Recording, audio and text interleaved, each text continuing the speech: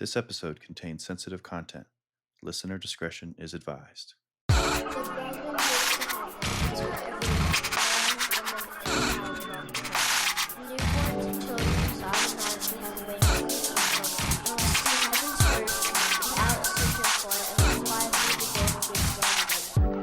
Welcome to the Culture Podcast, where we uncover the hidden mechanics of high control groups, their tactics, and their impact.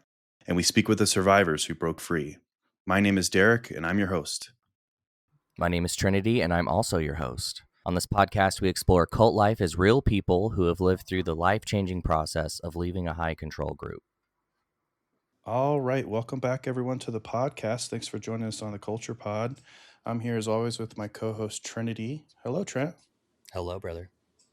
And I'm here also with a new guest on the podcast, a former ex-Jehovah's Witness that has a couple ties to some previous guests. So we're really happy to have Lydia on. Welcome to the podcast. Thanks for having me, guys. Yeah, as I kind of teased, you do have some connections with some other people on the pod. Your husband, Marcel, was on, Yes. and also your brother, Ben. Yep. Ben. Yeah, so I recommend anyone that is listening, obviously beforehand to check out those episodes, but, definitely, if you listen to this first and you have a curiosity and kind of want to connect some of the dots, if they come up in the conversation, to go back and listen to those episodes as well. Where do we begin? So, thanks again for joining us. You had reached out. What was maybe the mindset behind you finally feeling ready that you wanted to join the conversation? I think that when I was waking up, and then once I was awake, I looked for stories and podcasts from XJWs that felt relatable. Some of them I did find, some of them I didn't. Every person's story is unique, so I felt, well, I'll tell my own in case it's helped someone else or they just resonate with it. So, and then of course, my little brother Ben doing the podcast, hearing about that. I'm just proud of him for telling his story. I know he felt good doing that. My husband, Marcel, and then also a few friends have done the podcast, Kenzie, Abby, Chad. So I just felt it was my turn. They had Yeah. let me know the water was warm. It was fine to jump in. Yeah, we're so thankful that you're here as well. And we were talking pre-pod. Gosh, I'm always so thankful to interact with someone that has got out of the high control group known as the Jehovah's Witnesses. And I don't know, it's such a challenging journey, in my opinion, from the life we lived to the waking up process, the kind of deconstructing, and then you're kind of reconstructing. Then you're hmm trying to figure out, well, who am I? What are my values? What am I all about? Because in my opinion, that version of us, if you were born in, you really didn't get to write your own story. Yeah. I think that's totally true. I resonate with that. I think when, even before I was fully awake, I struggled with identity. And I think most people kind of do. You cling so hard to uh, the just the witness mentality that when you do have glimpses of like, oh wait, what do I really think about that? Or what would I do if I wasn't, people say, well, if you weren't a witness, would you get a tattoo? Like stuff like that, that it kind of peeks through. So um it for sure was a struggle much more once I was awake. Like I couldn't ignore it anymore. Yeah. Therapy for sure helped that. Um, just even being asked questions without judgment in an environment that felt safe to say like, "Hey, well, are you what do you think about that? What are your likes and dislikes and what are your strengths?" And you kind of struggle with that because when you're a witness, it's what are your strengths? Oh, I'm zealous. I'm I'm selfless and I give and I enjoy giving more than receive. You have All the trigger words. Yeah, it's very much like a plug and play, like, you don't really have to think about it that much, and once you're out, you do have to, and that can Yeah. be a very, like, raw experience. Yeah, Trent and I often talk about, I don't know, carrying kind of multiple mindsets about things. It's like, in one sense, it's exciting. Mhm. You're like, man, I can approach things with like an open mind and really maybe experience this for the first time with a layer of my authentic self in there. And then there is a layer of, I don't know, fear, trepidation, uncertainty, because like, oh, like this is, I don't even know. And so it does kind of create, if you allow it, some anxiety. I think that's why often sometimes people do go back, Yeah. or they're just used to that life, or maybe they stay in. There's some people that have chosen to stay in because it's safe. There is a community. There's kind of all the things, but Yeah. I don't know. It's yeah, it's definitely challenging, but as said before, thankful that you're out and that you can kind of start to feel comfortable to be here with us and the listeners to tell your story. I agree with your sentiment too. I don't know your thoughts, Trent. I don't. I've listened to a few other podcasts, high control groups, Colts, XJW. I just find, and maybe I haven't come across the right ones. The internet's very vast, but I just find a lot of them I don't feel like I resonate with for some reason. Like maybe it's the voice of the podcast host, or just kind of how they communicate. It feels very like scripted, or so that's kind of always been Trent and I's mindset behind doing this, just to be a little bit different. It's also, a lot of them are also very angry, or very doctrine heavy, Yeah. and that's not this conversation. What are your thoughts, Trent? I mean, I think we both wanted to set out and make something human to share the human stories because, like, you and I both shared our journeys together because of when we left 2018, 2019. We were pretty well in the loop on our own stories. But I think for me, the as my part of the resistance, if you will, is just nothing's more powerful than just people telling their own stories through their own eyes. That in itself is, more ammunition than I think we'll ever need. Yeah, And incredibly validating, because when Yeah. you do leave or even just become less active, like, if you're not fully out and you're kind of on the fence of going back in, those that are in, I mean, how many times did you hear, like, "Well, we didn't leave them, they left us," like, stuff like that, that's very like, "Well, that was not my experience. It's not been the experience of so many others."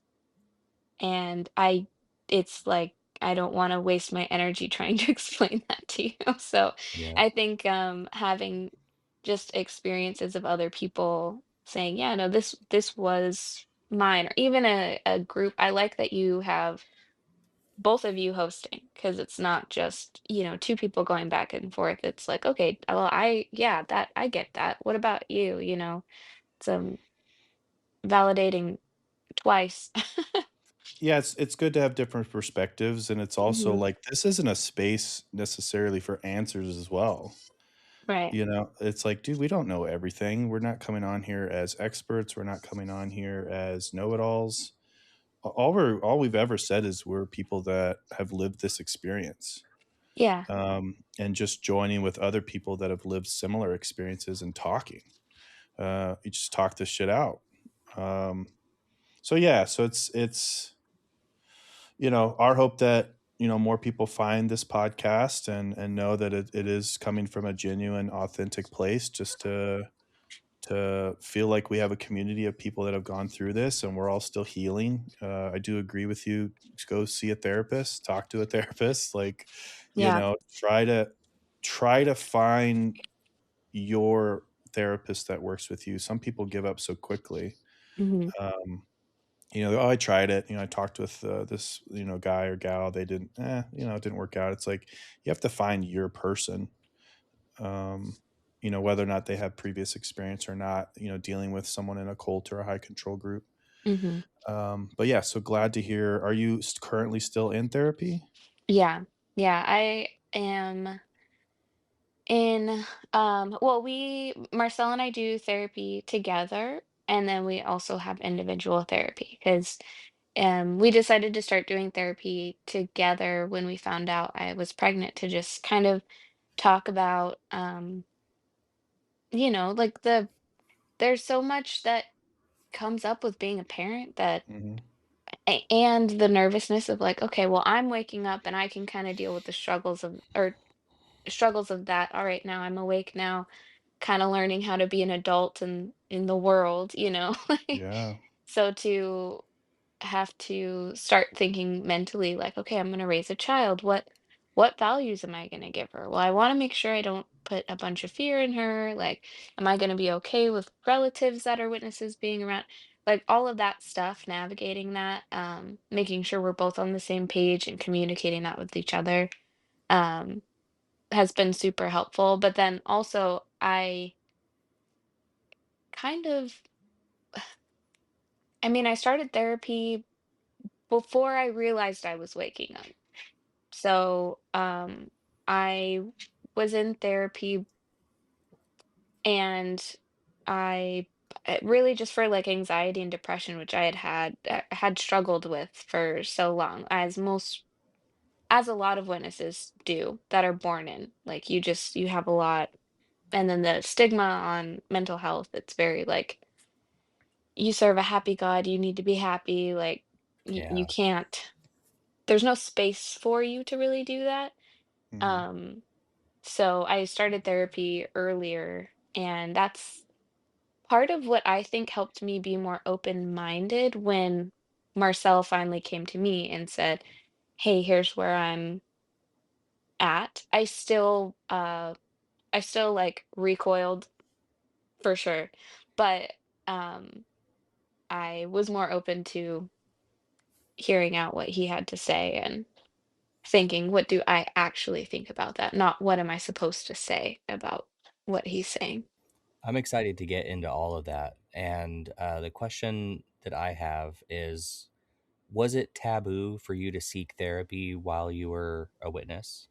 Um, yes and no. I knew a lot of people that had gone to therapy. Like I had an uncle that had gone to therapy for a little bit, and it was kind of like encouraged with some people with a lot of conditions. Like Yeah, yeah. make sure you find one that's okay with the truth and doesn't pull you away from the truth. It's always make sure you don't. And I don't like that word, but that's Yeah. what they would say. That's a quote. That's not still in my vocabulary. Um, and then also I knew like elders or witnesses that would say, "Well, I go to a sister that's a counselor," or "I go to a brother that's a counselor. Make sure you go to one that's Christian." Like you might need it for a little bit. When I was young, I was put on like medication before I was never put in therapy as a minor. I did that myself when I was an adult. So, in some ways, it was kind of like, do you really need this? And if you do, okay, but make sure this, and Terms this. and conditions. Hmm. Yeah. Yeah. Was it in your mind something also, and I don't intend this, it's curiosity, I don't know Yeah. if this is truth, but also kind of keep hush hush? Yeah. Or Yeah. I think there was some like shame to it. Even when I would bring it up, it was kind of it's almost like people start saying how they feel about therapy, and I'm like, "I didn't ask." Yeah. Like, yeah. "Oh, well, yeah, my son had to do therapy once," or "It didn't really help us," or, eh, I'm good at compartmentalizing, so I don't have to do that, but I understand that you need to. Like, there's so much subtext in what What people have to say. Well, I find it interesting as we talk about this. I think about maybe people who are listening that didn't grow up Jehovah's Witnesses, and I always try to remember that as not everyone knows the missing pieces of the puzzle per se. Mhm. And it's like the only reason we are talking about this way is, in my opinion, um, and we've said this before on the pod, is therapy is kind of a big no-no. It's not really encouraged, Yeah. and that kind of goes back to that kind of concept of control, where hey, we don't really want these secular thoughts in your brain. We want the message to be controlled and be completely from the Watchtower and Bible and Tract Society, the governing body, the leaders of the Jehovah's Witness faith. So I think there is a little bit of, I don't know what's the right word, a little bit of anxiety on behalf of our former spiritual leaders to allow anyone to go to therapy. The Yeah. same reason they probably don't want us going to college. You learn about the bite model and gaslighting and high Mhm. control and the sources of anxiety potentially being, fear of destruction at Armageddon and stuff like that. It just doesn't bode well for them. Yeah, I think, it teaches you different ways to think, and that is their biggest fear. Because look what happens. Yeah, We're yeah, all here, like, we yeah. started thinking, and that's scary for them. Um I remember in a talk once, a brother said, like, in regards to college trying, like, well, the issue with higher education is that it trains you for Satan's system of things. And I was like, "Okay, yeah, that's why. That makes sense." Like, okay. Hmm. But even that is like, okay, the devil, like it's training for the devil's world. And it's just so much fear mongering around things that are so normal. Like when you wake up and then you are leaving and you kind of talk to other people that aren't or that weren't raised in this community or aren't familiar with it, they're like, "What are you talking about?" Like, Yeah. "What do you mean college is bad and therapy isn't good?" Like, you are my therapist literally this week said, "I feel like what you're talking about is from another planet." And I was like, "You're right. It is another planet. It's Yeah, it's a another whole, world, actually." it's a That's whole what nother world. they Yeah. yeah. They've created their whole different reality, Mhm. and I think they try to do everything they can to uphold it. And then shedding that reality for me was so hard because I was so deep in it. And then it's like you have to craft a whole new reality for yourself, which is pretty hard to do. Now, going back to the early days of your Jehovah's Witness reality being created, one thing you had mentioned to me in just kind of our pre-chat before the pod was that you grew up with that trigger word, living an exemplary life. Mhm. So, what was your life like as an early young Jehovah's Witness? What was your family life like? Um, Kind of how were you viewed in the inside the system of being a Jehovah's Witness? My my parents raised Ben and I both, you know, similarly. I think I had a little bit of a stricter, eldest daughter, older Yep. sibling kind of thing. And Ben kind of resisted stuff more. So my upbringing, I very much learned the rules of what was okay and what was not from a young age. A few like funny stories that my parents would tell about me when I was younger. Um, I the I was a very good kid, like people pleaser, didn't do anything crazy, like never had a judicial committee. Well done. Which my parents were always like, "You better not ever have me in the back room. I don't want to have to deal with that." And I was like, "Okay, I'll make sure that we don't have to do that." But when I was very young, it was so I think clear to me the expectations. I In school, the teacher had to call my parents. They were very concerned. That's out of character. What's going on? Well, we need to talk uh with you about her behavior. She's hurting the feelings of other kids. They're like, okay, Mm. so they come in. I had been throwing away the Valentines in front of them. Dunking them in the Yes. trash. Yeah. Thank you very much putting that in the garbage. To me, I mean, and if you aren't familiar with witnesses, you don't celebrate holidays, Valentine's Day, going to school as a witness is very unique. My growing up, it was like, okay, well, be nice, you can take them, we'll throw them away at home. I thought I was just skipping a step. Like I really didn't I didn't understand. Tact was something that I had to learn because I was like, I don't understand that these are the rules. Why did I do something wrong? Um, that was one instance. Another instance, I had said in preschool, I said, "What the hell are you doing?" Because elder daughter, like I was bossy and they weren't playing properly. So I said that. It was the first time I had ever like said something, I guess, um, controversial. The teacher again had to call my parents and say like, "Hey, what's going on?" Got in major trouble. Mm. Didn't swear. I still even does not come naturally to me. Like I remember hanging out with Kenzie one time and Marcel and Jordan, and I was like, I've never said the F word out loud. Like, say it now. And it took me like 5 minutes to like work myself up into saying it. Like it's Oh, that's so fun. so yeah, I would, service from a very young age, knocking on doors, lots of talks. My dad was an elder for some of my childhood, not all. My grandparents, elders' wife, aunts, uncles in the congregation as uh, elders, pioneers. So I definitely had like that path set for me. Yeah. And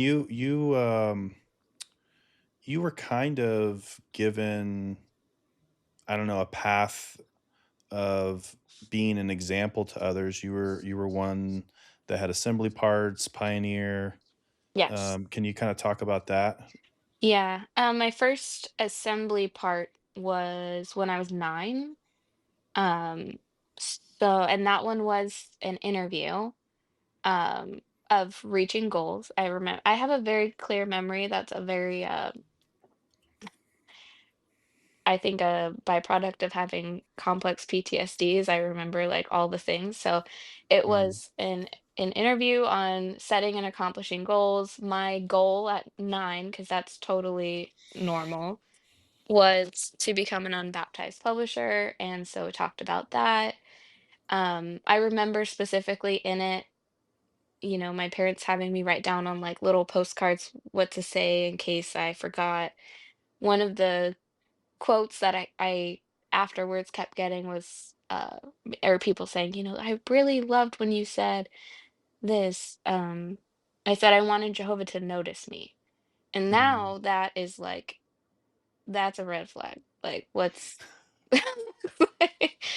like why I should have been walked into a therapist office immediately then. But yeah, Well, so it's assembly it's parts. it's tough too when like your parents, older ones, they're like great. This is great. Yeah.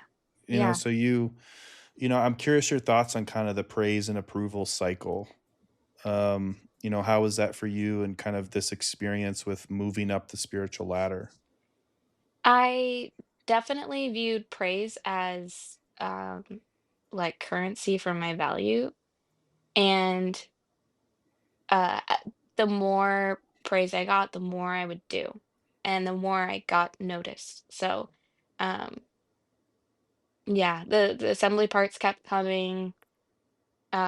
Witnessed at school. I would actually like bring stuff to place at school. Um Was that of it's your own initiative or was that something that was pushed on you? Both. At first, I mean, it's taught for sure. Okay. the I can't remember the brochure that you're supposed to, like, give to school teachers, like, it had Oh, yeah. I I don't can't remember. remember the name of it, but it was a while back. That's not, like, a current thing that's done, but back in the '90s, early 2000s, that was for sure, I like forgot about that thing. yeah, it was supposed to explain, like, basic JW teaching basically frequently asked questions about having Mhm. a child in this community in your classroom. My mom would put it in my backpack to give to the teacher on the first day. Very brief, like, hey, just go give this to her, let her know that, we wanted her to have this to help you through the school year. Easiest presentation.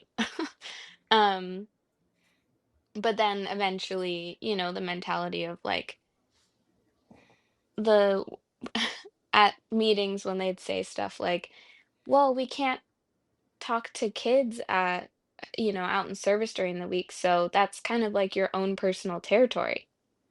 And I Mhm. Oh really was gosh, yeah. like, okay, this is my territory. I need to make sure I'm doing all the things and on my best behavior. And I would get praise from school teachers for being so well behaved. And Mormon kids ended up being like, oh, I get that, and now I'm like, that's a whole other thing to unlock. Like, of course, that's why we were drawn together too. So I Our like to bags call our bags are Mormons our cult cousins. oh, yeah, our cult cousins for yes, sure. yes. I was gonna say our bags were heavier as JW is going to Yeah. school, Mhm.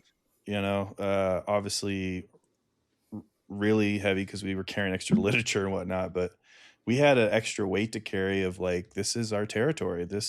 We've talked about this before, but you know, we're not only focusing on school, but we're like, we need to save these young minds, these lives. Yeah. And it's like, that's pretty heavy for a grade school student. Also was aware there were eyes on me all the time because you're immediately identifying yourself as a witness. Parent-teacher conferences are going to happen. I knew my parents would touch base, like, how's she doing? I would remove myself from the class without even being asked. I'd be like, oh, you're watching Harry Potter. I'll go.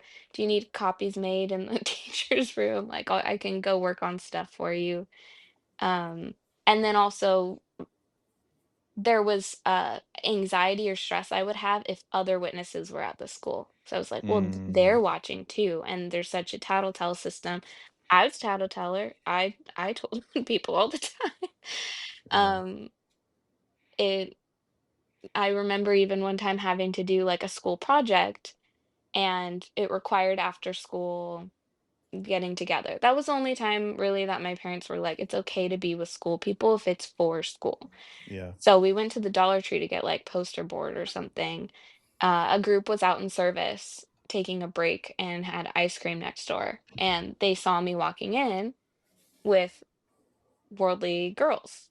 And my dad, by the time I got home, had gotten a call from an elder saying they were concerned that I was seen associating with worldly people. And he's like, no, I know where she's at. This wasn't what you think. But even that, it's strange. It's a very strange upbringing. Yeah, it's funny because again, the echo of control. Like Mhm, it's hard for people that didn't grow up in a high control group to understand, but hopefully through hearing these constant stories, is these are the types of examples. mhm. The tattletale system, the fear, the anxiety, other peers your age that are witnesses. I mean, being told on that you're just literally just out and about going, doing your thing, and inevitably someone will find you, see you, judge you, tell on you. And so you do kind of have this air of like just kind of watching your back, watching your step.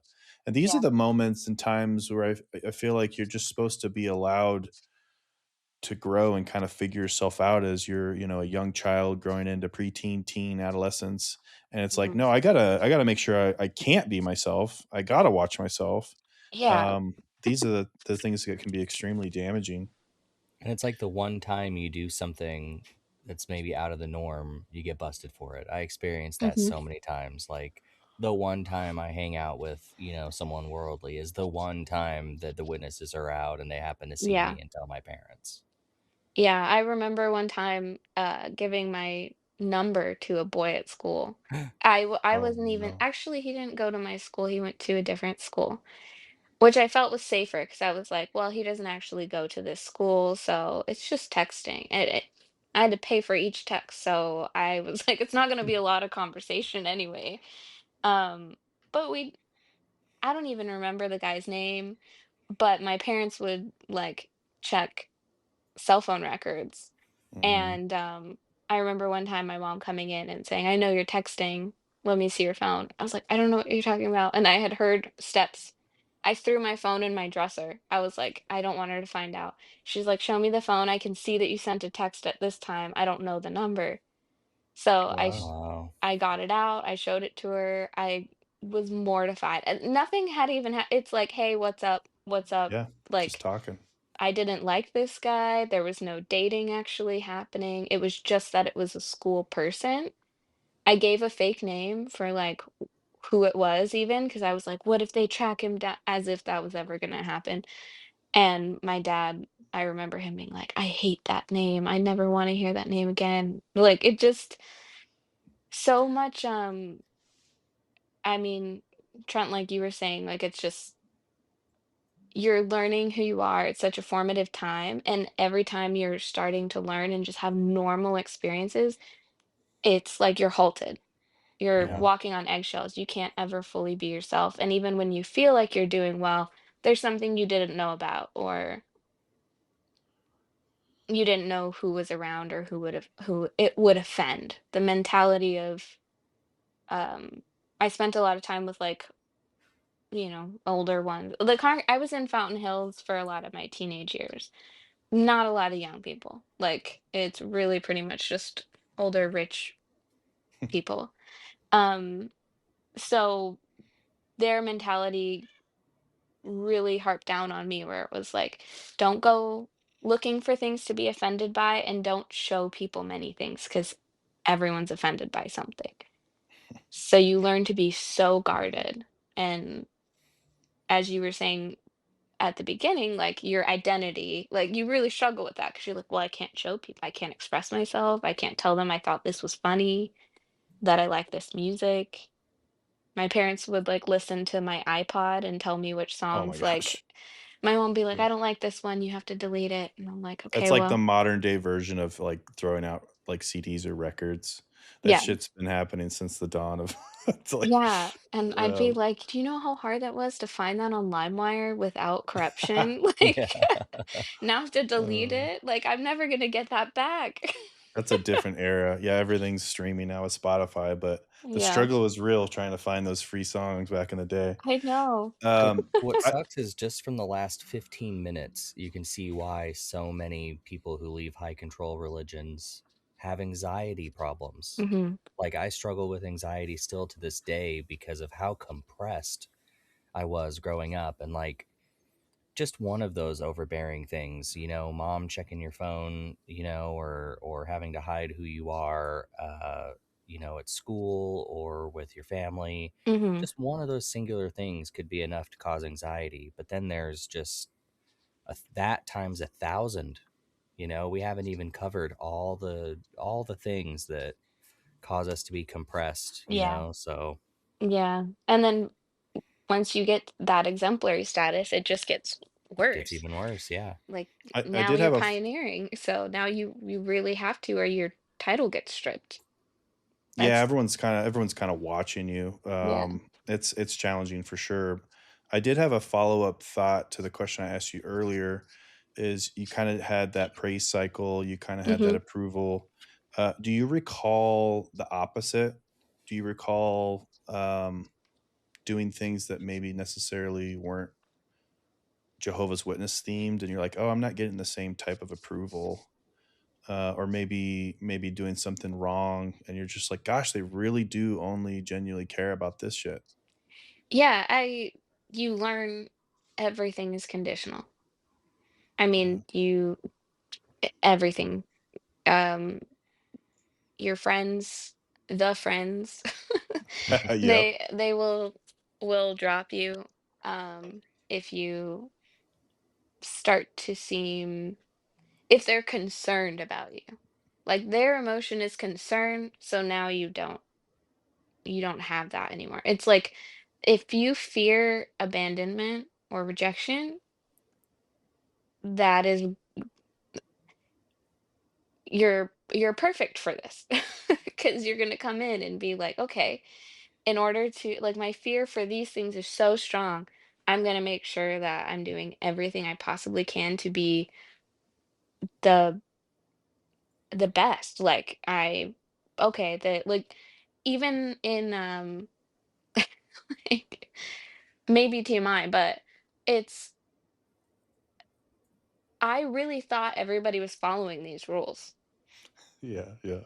Like I didn't every time they talked about masturbation, I was like, why are they still talking about this? We're not doing Who's this. doing this? Yeah, I can't Yeah, even fathom it. it's like, Yeah. "We've all committed, we're baptized, we're not doing this. I Why do we was keep talking about I this?" know, I was like, I'm not dating anyone at school. I'm not touching myself. Like, I don't understand why they keep Yeah. harping on this stuff. Um, but obviously after waking up too, when people are much more honest about their experience, I'm like, oh, so you guys were Yeah. just doing whatever you wanted. And also that actually sounds like you had a little bit of fun at least. Yeah. It's rampant across the board, guys and gals. It's like, Hmm. man, I could have been exploring what I like and didn't like at a very young age for sure. Yeah. Um, I do wanna mention too, you brought up that there was another kind of pressure because you also, were in a family that was a 4th generation witness family. Hmm. And so was that pressure that you remember? What did that look like from parents, grandparents, the kind of the family legacy? They're very, very proud of me. My grandpa, every time I got on the phone, immediately would say, "You're still pioneering, right?" It was expectation for sure. Or you're gonna be pioneering soon, right? When you're not old enough really to do it yet. If I had assembly parts, family would come into town or drive out. I remember my first one when I was 9, my grandma driving me there, and we were stopping at every Walgreens along the way to like PV high school or something and looking for like nylon tights because you can't show your legs when you're up Mm. on stage. And I was 9. That's crazy. But um there was a lot of pressure. Um they're very proud of the fact that I had, a trigger warning spiritual heritage. Mhm. And I think like by the time Ben was born, it was a very different, or not born. By the time Ben was a more like Like sentient, he was like coming up. teenager, Yeah. yeah, preteen. Um, like my grandparents weren't really around as much. Things were just different. I mean, it was also a completely different phase of Jehovah's Witnesses. So when I was younger, it was a lot stricter. I mean, having Mm. book study at our house, having to clean for the service group to come, like it just I was terrified I would fall asleep on the couch like during book study. Yeah, Yeah. we've talked about the great softening, but to some extent, it has been happening for a while. Hmm. Yeah, losing, that whole meeting, like, we grew up with 3 meetings and then just losing one. Yeah. Yeah, getting, just little less restrictions, but not a lot. There's still a lot of Yeah. restrictions. Yeah. Um, It's yeah, so for so sure. you so you have, I mean, based on kind of the picture that you're painting, you have a lot to lose. Yeah. Yeah. The weight of the family, the friends, your own anxieties. You're fully in, like you believe. Hmm. Um, what was the belief like for you? Like I know Chad, obviously he had his belief in, seeing his father again. and really, really making sure that he's gonna do everything in his power um, to accomplish that goal. What was in addition to everything we mentioned? Was there anything else that was like, no, I'm reaching my goals spiritually? I think mine wasn't necessarily hanging on, like, seeing someone again and the new like, I knew I did believe in the new system, but I was like, "I don't know the details of that, and that hurts my brain to think about." Mm, Um, I think I really just thought that making it would be the ultimate gold star.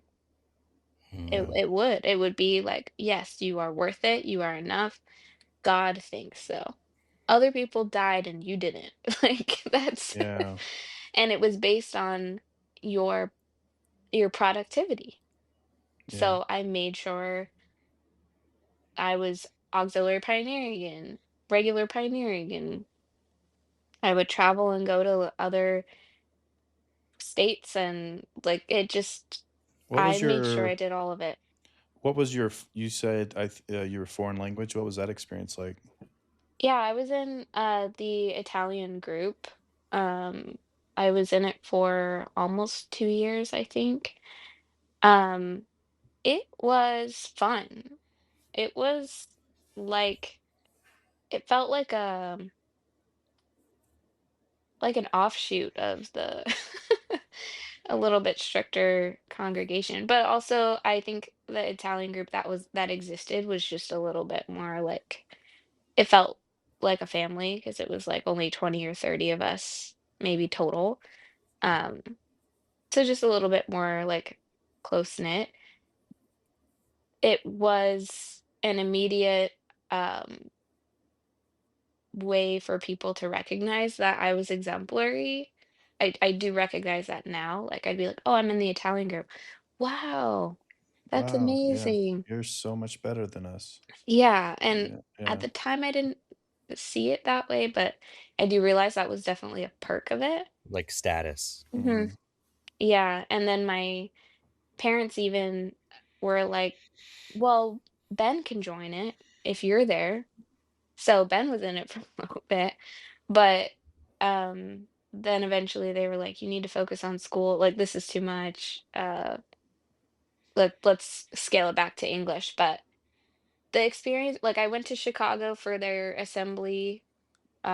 I stayed with someone I'd never met, like got picked up from the airport by somebody I'd never met because I had nowhere to stay Mm. and couldn't afford a hotel, which is wild because I was 19 and literally just was like, "Hi, who are you? Okay, I'm gonna stay in your only bedroom There's while some you sleep on trust. the couch." And Wow. that is wild. But because you're a pioneer, they had asked me like, "Is it possible if the person that doesn't show up, if you sub in for the assembly part?" Sure, I can do that. Like it's just I was on track for like circuit overseer wife, like I was for just gonna sure. say your CO wife material. Yeah. And that got a lot of attention. Um but also I was more a very reserved, submissive person, which also gets you more attention from like the male authority because it's like, okay, perfect. You set the mold for what teenage kids should be like. And then once you're it also got creepy attention because it was like, Yeah. okay, you're getting bred to do exactly what we're Mhm. looking for. So It's weird because I see it now. You've mentioned that kinda mindset too of, like, I kinda see it now. It's like, dude, I didn't see any of this when I was in mhm, I just didn't have the open, I don't know, brain. I didn't have the awareness. Um, it's just like, this is just how it is. This is hierarchy. This is mhm, you might have your depressions, your anxieties, but you don't know where to turn.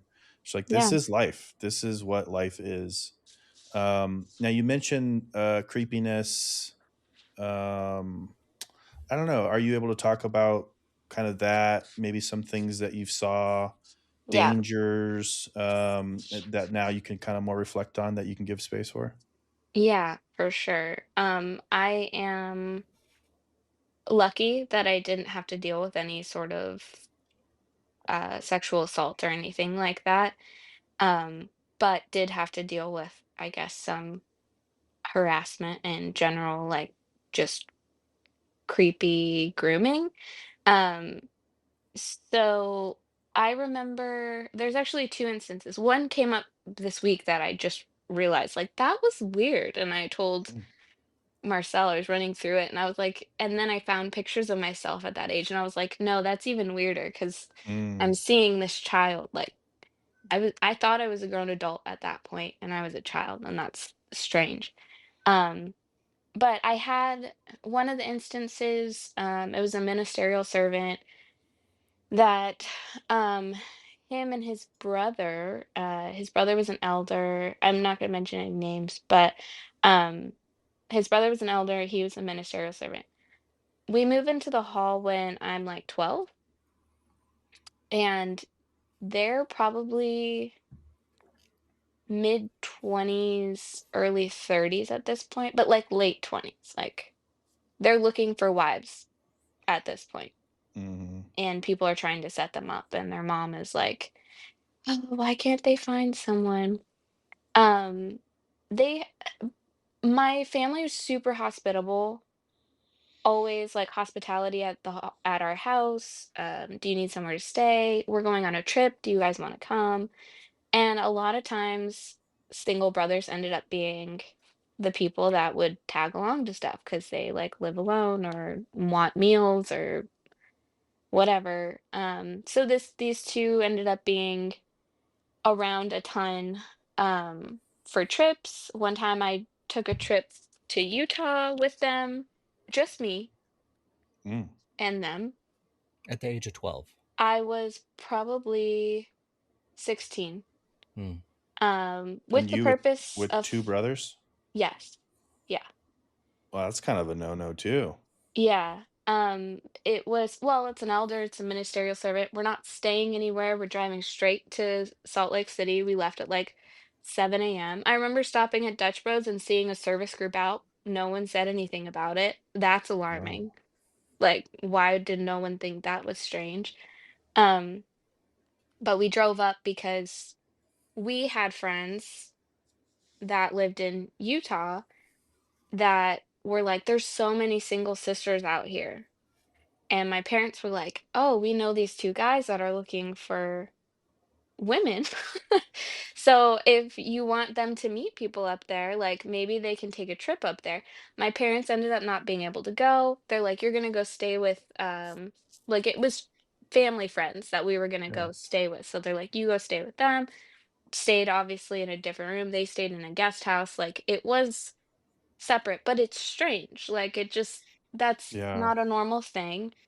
Yeah, Um Trent regaled similar stories of just being in service with ladies, like, mhm. there is some weird stuff where you're like, "I don't."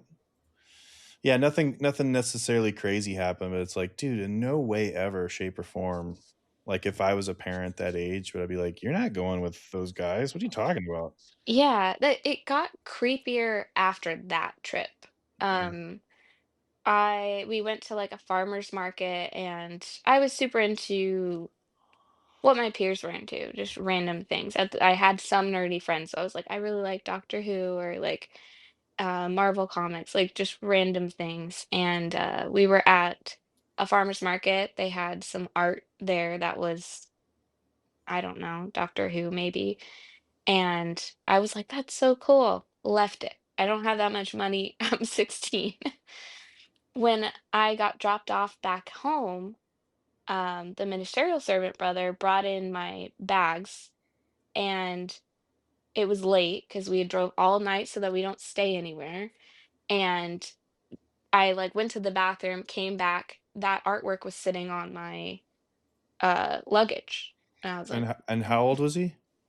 at this point, he was in his 30s. Oh, yeah, that's yeah, that's Yeah. wild. He was like wanting to surprise me. He didn't say anything, he didn't say goodbye, he just left it there. And I was like, "Okay, that's cool, like, I have this thing for free." Um, after we had a pool, so we'd be swimming, they would be over. I remember the elder being like, "I think you're gonna be married by 20. Like, you are just wife material." And that is weird to say to a 16, 17-year-old that's swimming in a one piece because I'm a good witness. A good Christian woman, yeah. Yeah, that's strange. So then by the time I think I was 18 turning 19 or just turned 19.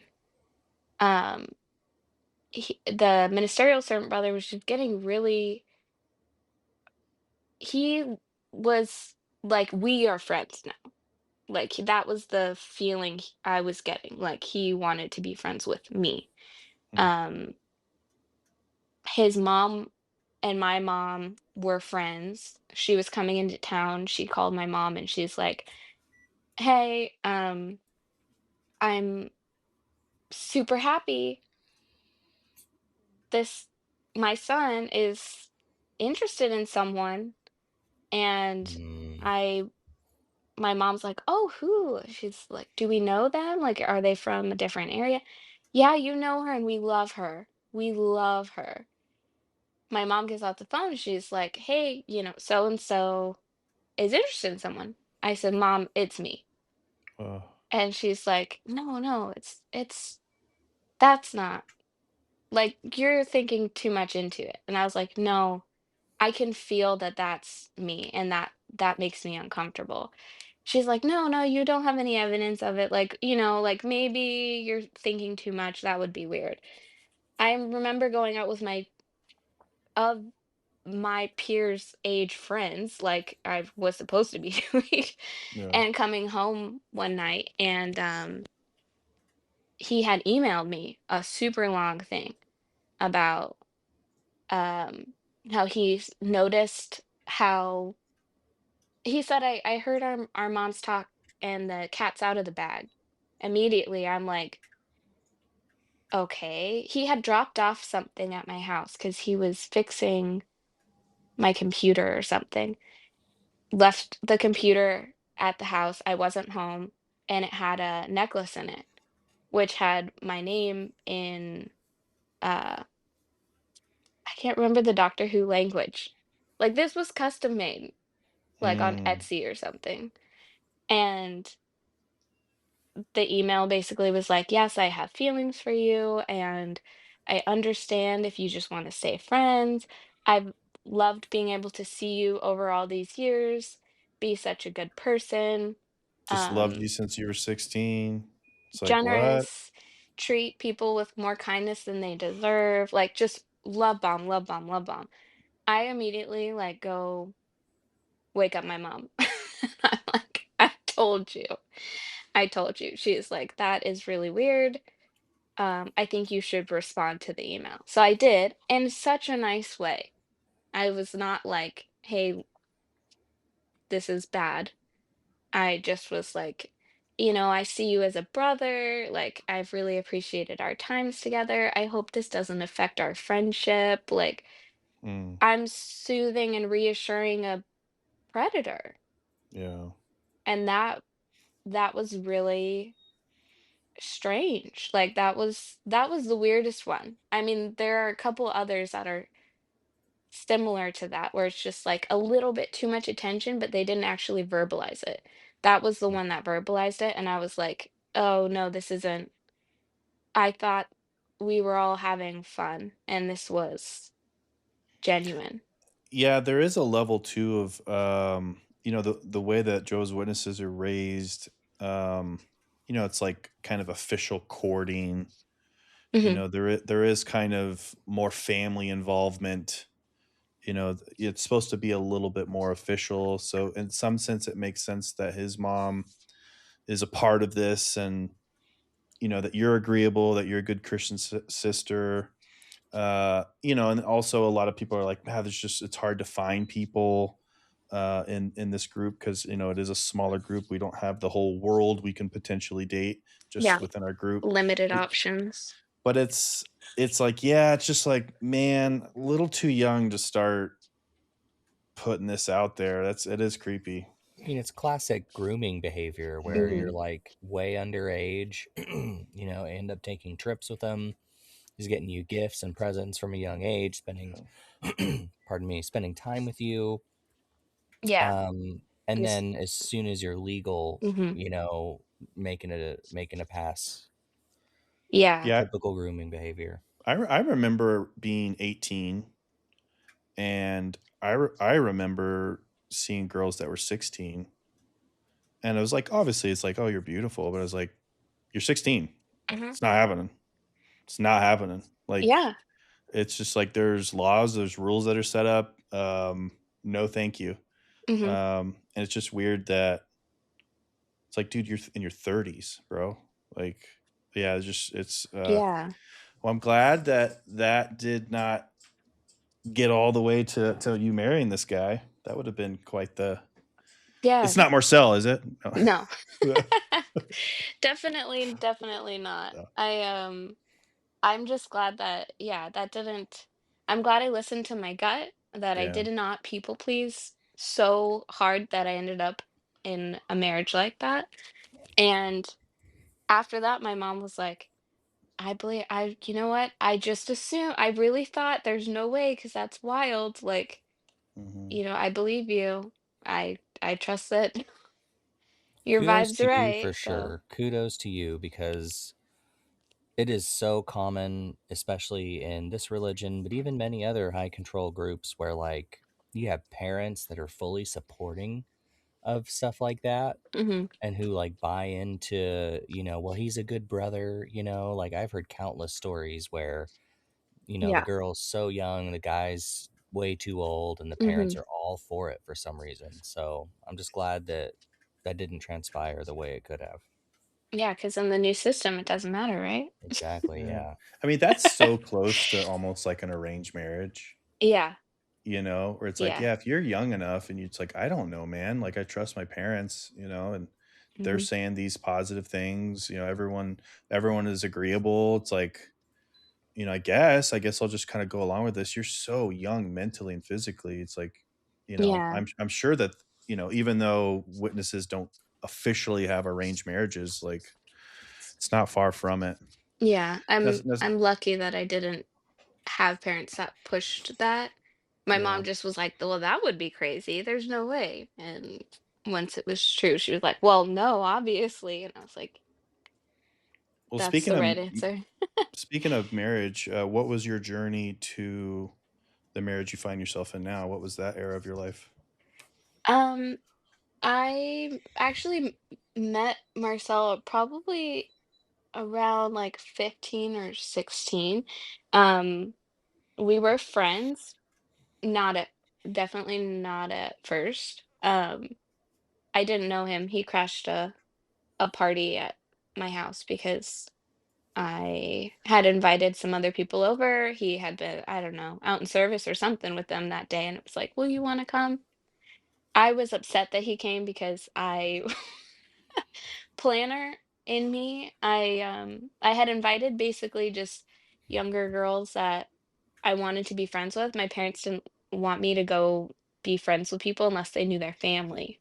So I invited their parents and everything. Anyway, one of the girls had a brother, and that brother was friends with Marcel, so they came, Mm. but I had planned it. I had bought the food. I made all the appetizers. I'm thinking you just brought like a full-grown teenage boy, and I didn't account for that.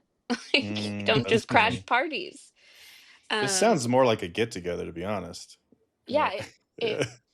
yeah, I always tease, like, we have these sayings, you said it before, the friends, the get-togethers. yeah. It's like, dude, I don't think anyone says get-togethers. I mean, just side note on that too, it's also regional, like the Mm, phrases.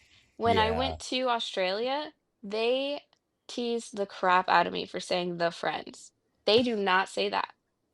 They said, okay. "Why are you saying the friends? That's so weird to say." And I was like, "What do you mean?" Does it sound And culty? they're like, "It's our friends. Like, these are just friends. Like, why are you saying the friends?" I was like, "I don't know. I didn't realize that was a weird Interesting. thing." Um, I I mean, that's a whole 'nother layer I didn't even know. I'm glad we're finding out these important things. yeah. Do they say get-togethers out there? Um, I don't remember if they say get-togethers. I mean, they definitely they wouldn't call it a service.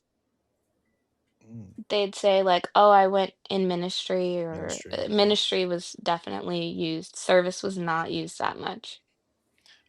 If any of our listeners are in another country and they have any of these sayings that they don't understand or maybe are different, I would love for you to write us in. You can reach us on the TikTok account or the Instagram account or email us. This just opened up a whole new curiosity and fascination. Yeah, Thank you for this moment. subculture Um, within the uh, culture. yeah.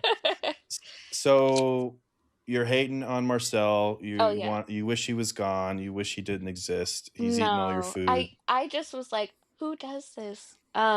But also if you go and listen to Marcel's story, you'll understand definitely why Oh, for sure. um Yeah, he just clung on to kindness and community. And yeah. this family, I mean, was, "Hey, you want to come free meal? Like, we've got fun, other people you can hang out with, cool."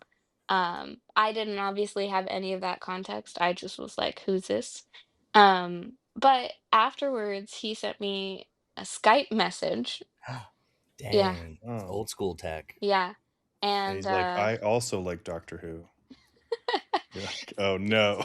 no, he said like very polite, what he was supposed to do, like, "Thank you so much for the hospitality. I know I wasn't an expected guest." And I was like, "Okay, he acknowledged it. He's not so bad."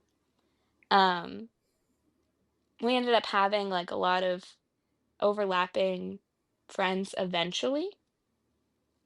Pretty much once I was able to drive, I had no friends in Fountain Hills. Like, if I did, they were gone or they were like grandchildren. So, once I was able to drive, we ended up seeing each other more often. I still felt like he was an edgy, like, witness, not a bad one, and that's relative, but just a little bit edgy. Like, I remember one time in the iPod listening phases, um, I often would listen to Ben's iPod to make sure his iPod wasn't bad. And that was encouraged by my parents because my mom was like, "I don't know how to work that thing, Mhm. and I don't know what he's listening to." Um, so I would listen to it. I found Lil Wayne on there and I was Oh. like, "Who showed you this? Like, you're well, let's see if I'm 15, 16. He's like 11, 12." And he's like, "Oh, I heard this song in Marcel's car." And I was like, Mm. "Okay, like, danger." Like, he listens to bad music.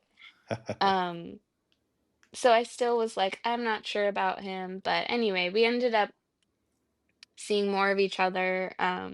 I think we were just kind of more polar opposites at that point. Like, he very much lived in the gray area. I was much more black and white. Um, by the time I started pioneering, I mean, you need people to go out and service with. Like, you're out for I actually did my hours. So I Mm. would be like, "Who's going out this afternoon?" Marcel was in a foreign language group. I don't know if he mentioned that in his, but he was in the Nice. Arabic congregation. Mm. Oh, yeah. So a lot of the foreign language groups, like, you don't have that many people to choose in your groups because they're smaller than a traditional congregation, and we're all young, so we would do a ton of service together. And we ended up both losing our jobs around the same time. Unemployed pioneers, you hang out all the time. So Yeah. um, I got to know him a lot more. I thought, you know, he just he was he challenged me in a lot of ways that were good. Like, well, what do you think about that? Or if I would get too caught up in like the witness mentality, he would ask me questions that would just kind of challenge it a little bit. And I don't know. It was a really good compliment. He was Yeah, spontaneous, I was a no doubt planner. refreshing, no doubt to see his point of view. I'm Mhm. And curious, like, what did you think about his performance in the ministry? He was great.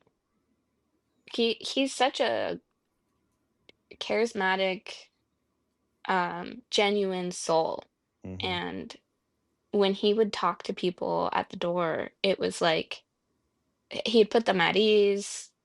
He wasn't super pushy. It was very like, "Oh, I'm just sharing something positive." I felt at ease working with him in the ministry because it was more like, "Oh, we're just having a conversation," rather than like, It is um really, just as an aside, it is really interesting how some people are just born with like these talents, or just yeah. like this is like, yeah, to some level the environment, but like no, you were born this way. Mhm. And yeah, and what I see in Marcel is like he has that pop, that energy. Mhm. It's like, dude, if he came to my door, I'd listen. Yeah.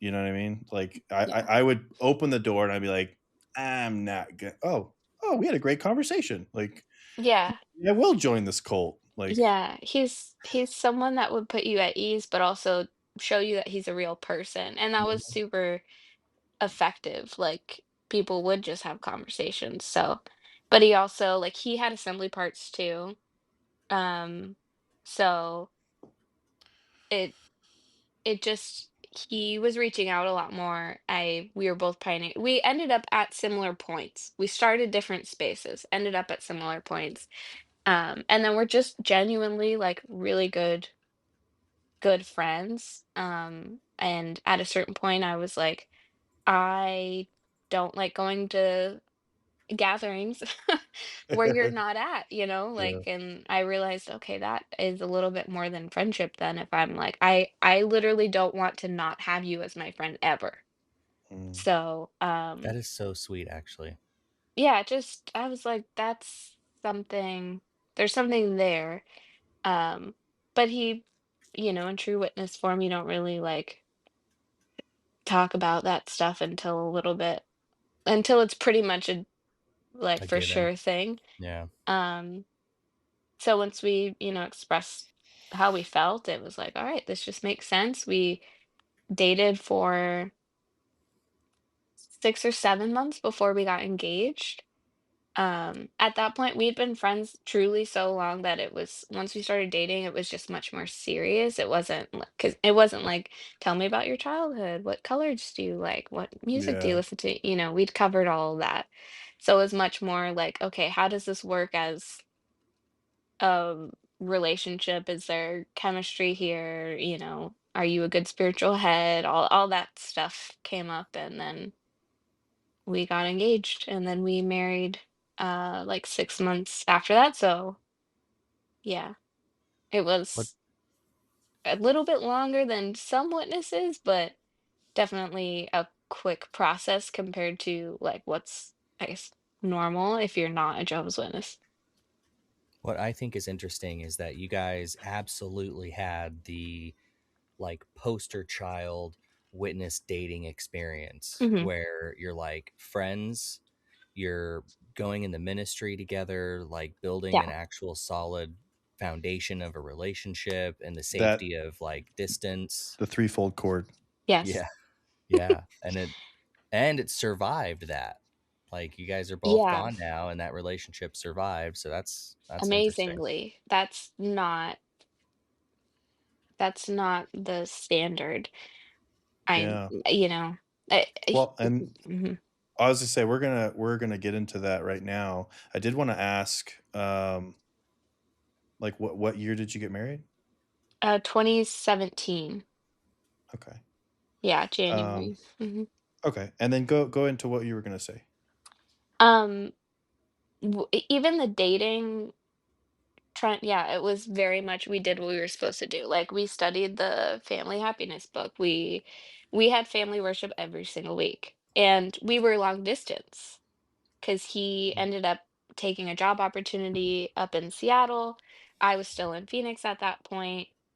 Once we got married, I ended up moving up there. But for most of our like actual dating time, we were long distance, so we were on Zoom before anybody really used Zoom to do family worship. He would call me and we'd say a prayer together every single night. Like we did the things. Like we people but whatever congregation we were in, we were used as an example to younger people, even in that aspect. Because it's like, oh, you did save yourself for marriage and you did family worship like you're supposed to, and you know, You you were you take were s you were still in it. You were yeah, the trajectory. You were, yeah. So um it just kept going up from there.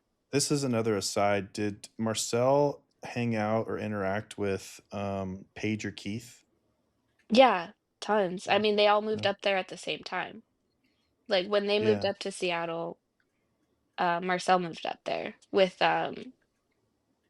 do you know Ethan and Mhm, Abby? Yeah, yeah, they all moved at the same time, like rented the same moving truck so that they even lived in Marcel lived in the same apartment building as Ethan and Abby. So then when I would go up to visit, I'd stay with Ethan and Abby, um, mm, since you're not allowed to stay together, yeah. obviously. Yeah, the small connections. I don't know if you know this, but, I was related to Paige and Keith through hmm marriage. Yeah. I learned that Uh, from yeah, yeah, from Chad's podcast. I was like, yeah. whoa, my mind was blown. I was like, Yeah, I'd never even knew the connection.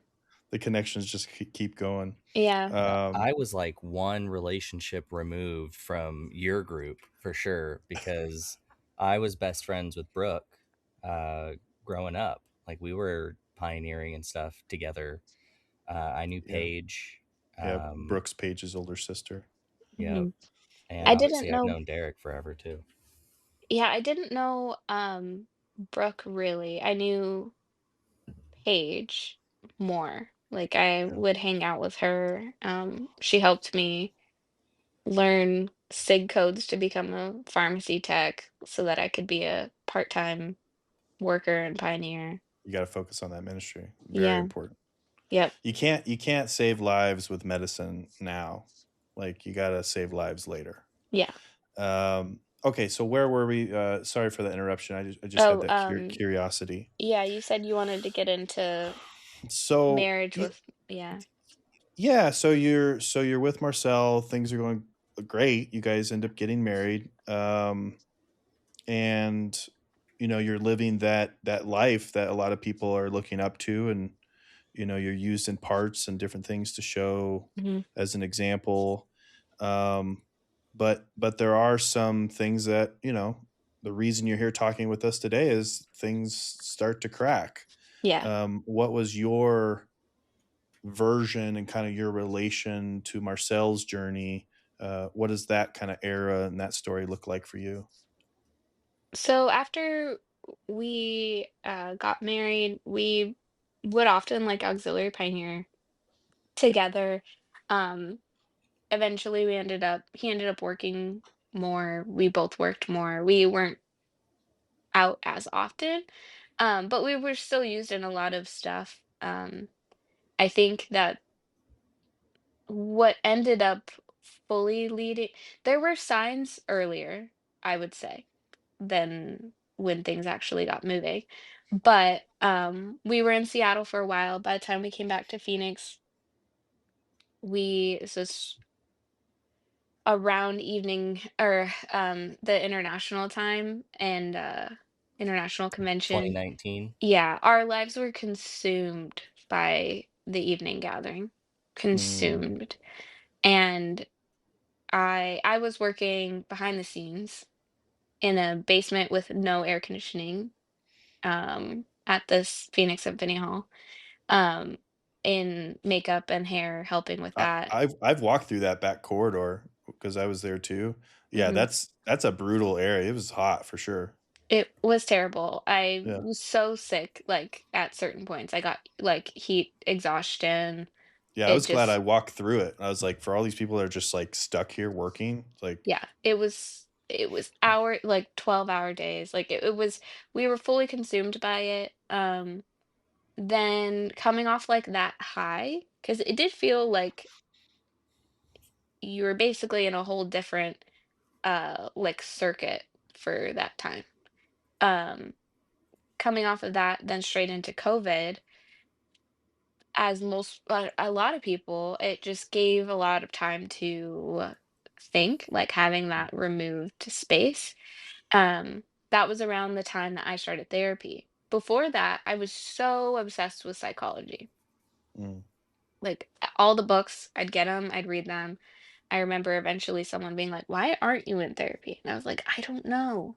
And so then I ended up starting it around just into COVID. Um, Marcel, I remember telling me after a trip that he was wanting to step down from being a servant. And I felt then, I think this is probably going to be over soon. Not us, but like him wanting to be a witness. mm, Because when I asked him why, the and if you listen to his episode, he kind of goes into, he just had such strongly reasoned doubts that it was like, well, why do we feel this way about, like, I just can't get on board with like being homophobic, and I can't be supportive of some of these actual doctrine stuff. And I'm like, well, that's not just being discouraged. That's like, I can't change that. So I definitely encouraged at that point, and he even was like, I'm going to talk to the brothers and see like if we can get a shepherding call and let them know, like, I don't want to, which was drawn out. Like they did not want to remove him. mm. They had several meetings, several conversations. He kept saying like, I'm not feeling politically neutral with some of this stuff that's going on. I'm not feeling, all these things that I'm like, you can't say this stuff and go back. Yeah. Um, That's just his personality. He's all in with everything. yeah, yeah. He literally said so many times, I feel like my brain is falling out. Mm, Like I'm thinking too much. And I remember when he finally told me, like, I am not gonna do this anymore, but I'll go to some of the meetings with you because I know that there's gonna be pressure and questions for you going as now a sister that's by herself. He's like, I don't want you to go through that, so just let me know what you want me to do and I can support it, but I'm not engaging in the stuff, I'm not going out in service, and I'm not comfortable doing family worship on this stuff if I don't believe it. And I remember thinking, like, I remember getting emotional, and also there was a feeling of like, okay, he's not saying he doesn't want us to continue. Like that's fine. He's feeling comfortable with telling me how he's feeling. That's good. Um, but you're definitely on alert. yeah. And I remember Red alert. saying, yeah, I was like, can we still do family worship, but we just use the Bible? Like, don't use Mm, materials. Like, we can just use the Bible. It can be on creation. So I was trying to grasp to anything I could. yeah. And he was like, I'm really not wanting to do that. And I remember saying, like, I just don't want to be like spiritually abandoned. Mm. And he was like, "Well, I'm not like I'm down to talk with you about this stuff, but I want to be myself. I want to be able to actually share what I'm thinking and feeling." And I was like, "Okay, I don't know how I didn't know how I felt, but I wasn't as like, okay, tell me all about it then." Um, What were you so you've talked about some of your feelings, so was this a time frame of a lot of mental confusion? yeah, I at this point I'm in therapy like a year, and my therapist definitely knew what was up. Like Yeah. looking back, I'm like, I want to write her and be like, "Listen, I realized all the things you weren't saying." Mm, Um, but in therapy, Um, Marcel was getting less and less active. You know, you're dealing with like the weirdest judgments on Zoom meetings. Is your camera on? Are Yeah. you doing enough parts? Are you helping run the meeting? Um, Service? Are you doing letter writing on Zoom? All that stuff that I was like, that was slowly starting to pull back Mhm. for both of us, honestly. Or I would be like, I don't want to be on camera. I'm in my pajamas. Like, you're supposed to be getting dressed up. This is still Jehovah's house. Like, Yeah. um, anyway, and in therapy, I would talk about that. And having to explain that sort of stuff to a therapist Say it out loud. is wild. It is Mhm. like, it truly is like speaking a different language to them. My therapist was great. I mean, she was in Mesa, so she had dealt with a lot of LDS, but not witnesses. But it's basically like the same foundational issues. Sure. So, She's like, "I see what's going on here." yeah, she was like, "No, I don't have experience with witness." It was one of my questions that I asked her, like when I first met with her.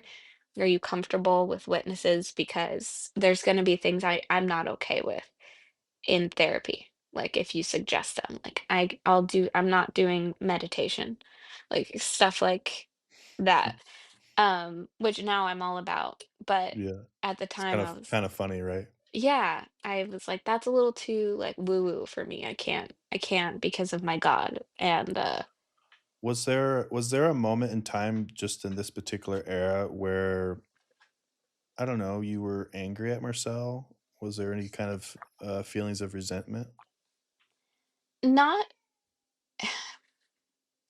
not necessarily anger. I think there was some frustration in now I am confronted with my own stuff. Mhm. How much do I actually believe this? How active am I gonna be? There's no one leading me in doing the stuff anymore. If I fall out, it's on me. Like, Well, there's also in my mind, and please finish your thought if you have something else to say after I make my little statement here. Um, Marcel was given his, what's the wording? His authority over his trajectory on his wake up process.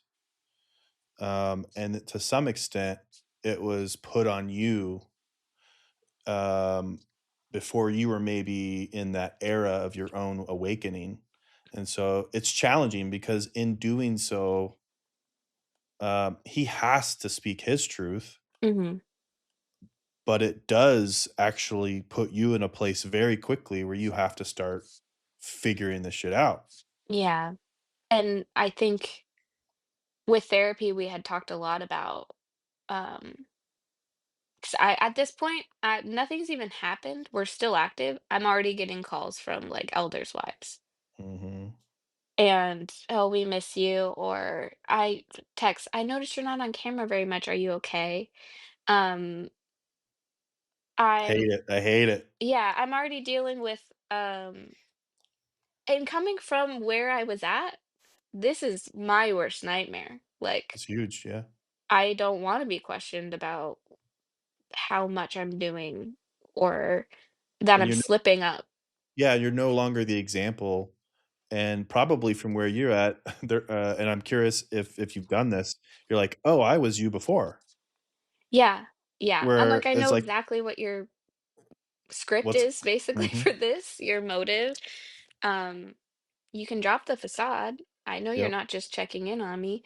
Um, but I think in therapy I would talk about that stuff. You know, I'm not feeling like I'm enough. I'm not feeling like I'm doing enough. Well, what actually is your worry?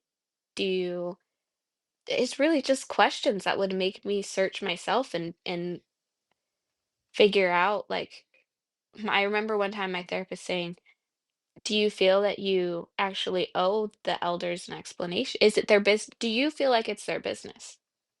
Actually. Mm, No, I do yeah. not. I don't feel it's their business to know what's going on with my relationship with God because you're told that that's personal, but all of a sudden it's not when you're starting to become inactive. And Yeah. then also you have no place in my marriage. Like I don't need to be talking with you about how active my husband's being or the fact that he got a beard. Like I mean, that's it's as I know, it's gotta be a weird mental place because a year earlier, 2 years earlier, 6 months earlier, that answer is different. yes. Yeah.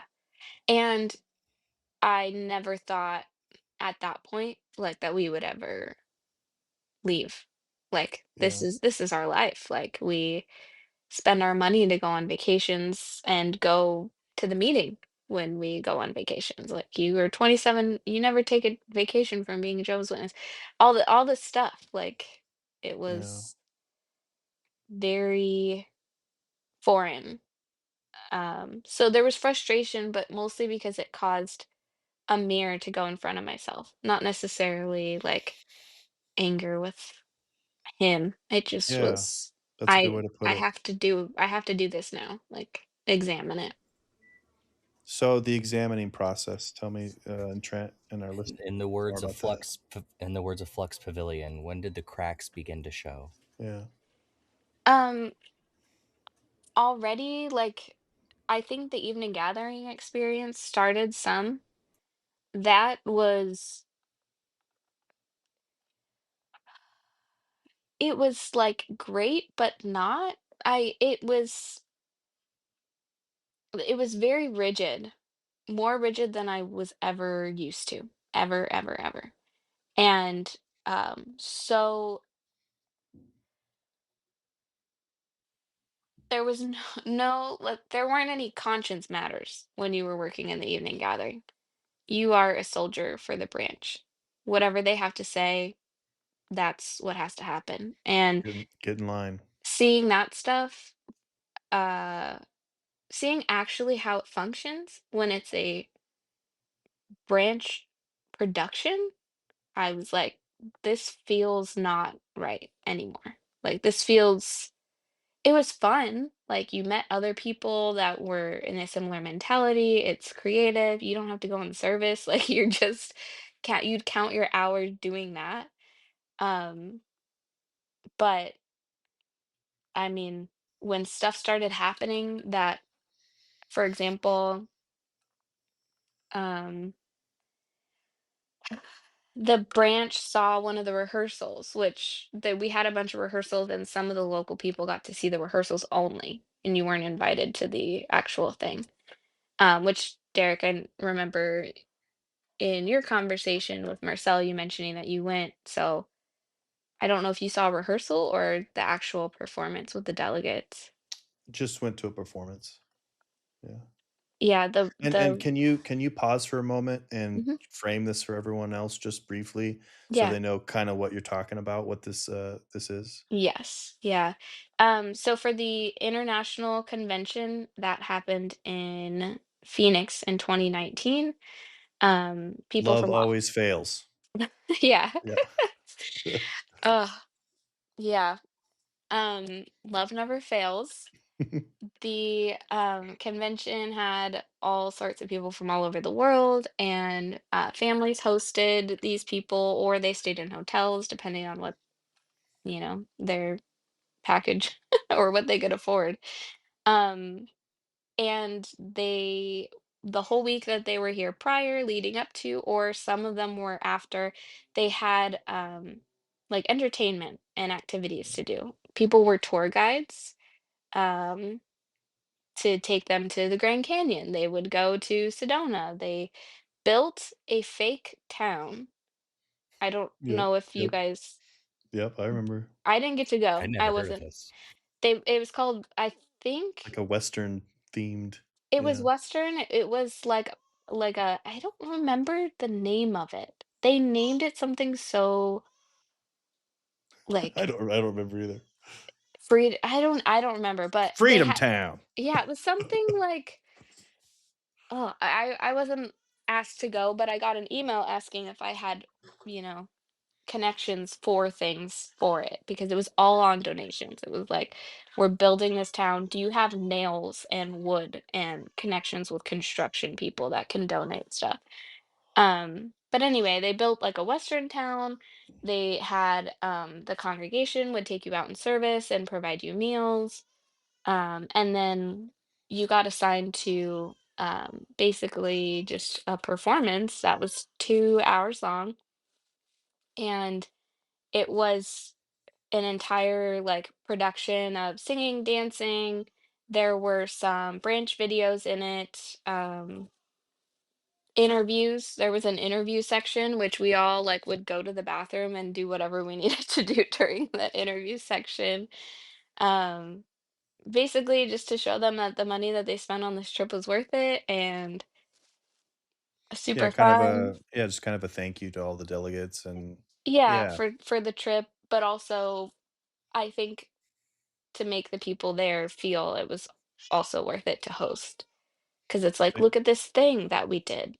This we're is so unified, it's a brotherhood, and yeah, yeah, we're sacrificing, and yeah, so you're seeing some of the sacrifice, you're yeah. watching, People um spent so much money on this. yeah, Uh, and s time, it and their life some people had, like, medical emergencies and would still come to rehearsals, like, also, you spend all this time, like, Marcel was in the country band, and he played electric guitar, so if you remember the country song section, that was him. Um, we had rehearsals, the branch got videos of the rehearsals because we sent them. Then the next time we got instruction of what to change. you had notes. Yes, every single rehearsal, notes. The notes for this, like, at a certain point, like a month prior, was you can't do that song anymore, Whoa. which was crazy. Like, you've spent months and months and months. We've spent 12 plus hour days working on all of this, and you can't. And it was because it was a kingdom melody and not an original song. They had to do a whole new arrangement. It was like scrap Wow. everything. Even Kenzie, like she was a dancer. They okay, more layers under the skirt. That wasn't enough Mm. layers. She had so many layers. They had like parachute pants underneath at one point with more layers on because they're worried if you twirl that you'll see like their ankles. Like Oh boy. it was so like militant that I was like, this does not feel good. Yeah. Um, so that So started correct me it. if I'm wrong, but like if I was a part of this process, I'm thinking this is what it'll be like in paradise. Like the branch is Yeah. organizing things. This is how it's supposed to feel. We're feeding everyone. We're doing entertainment. Like this is what it'll be like. And then you're jarred because you're like, whoa, this is they're hypercritical. I don't Mhm. feel free. Like this doesn't have the feeling I thought it would have. Yeah, totally. It felt secretive. It felt like, "Oh, this feels like the Scientology documentaries I've watched." Like, you weren't allowed in if you didn't have a badge, you could not go into rehearsal. Kids were there. Kids were involved in this, tons of them, and you could only have, like, one parent with them. Some kids weren't even sent with their parents. Like, it was madness and also an amazing experience at the same time because it was Yeah. like, "Oh, this is actually what, like, working." It felt like work, it was work. That's what it felt like. But it definitely started to open my eyes of like, "Oh, this doesn't feel very good," like, getting reprimanded and things changed when we're putting so much work and time into this. Yeah. Yeah. That's not a good feeling. Yeah, it's weird. It's interesting. What's another word? It's like it's great to be able to share this specific era of my time with someone else that understands Mhm, because I had very similar conflicted mindsets about that whole time frame with that international convention because I was waking up as well. mhm, And it's hard to fully articulate because again, I think you're living in two mindsets. You're really like, yeah, it's great. I'm seeing the love. I'm seeing everyone work together. There's unity. But then Trent, to your credit, I think that's a really good mindset where is this what it's going to be like in the new system? Like this doesn't seem like if they're in charge, this is how they're in charge. Mhm. There's all these emotions about this particular time frame in my life, and I don't know. To some extent, it's nice to share those feelings with people because it's just super weird. It's just really weird. Yeah. So you're going through this experience. You know, at this time, Marcel, so he's in this production, but he's Yeah. also waking up. Like that's got to Not be interesting. he wasn't quite yet. I think that experience for both of us was a little bit like Shaking. yeah, I mean, also, I don't wanna get into it too much because it's sensitive, but there were situations that we saw also of, again, like, grooming going on Mm, because these kids, teenagers, they're spending so much. You're getting unsupervised access to exemplary kids that follow direction. That's so dangerous. yeah, Um, just situations we saw that were not good. Like, it didn't the parents were aware and still, like, we felt, "Okay, well, the parent as long as the parents are aware of what's going on." like it's God's organization.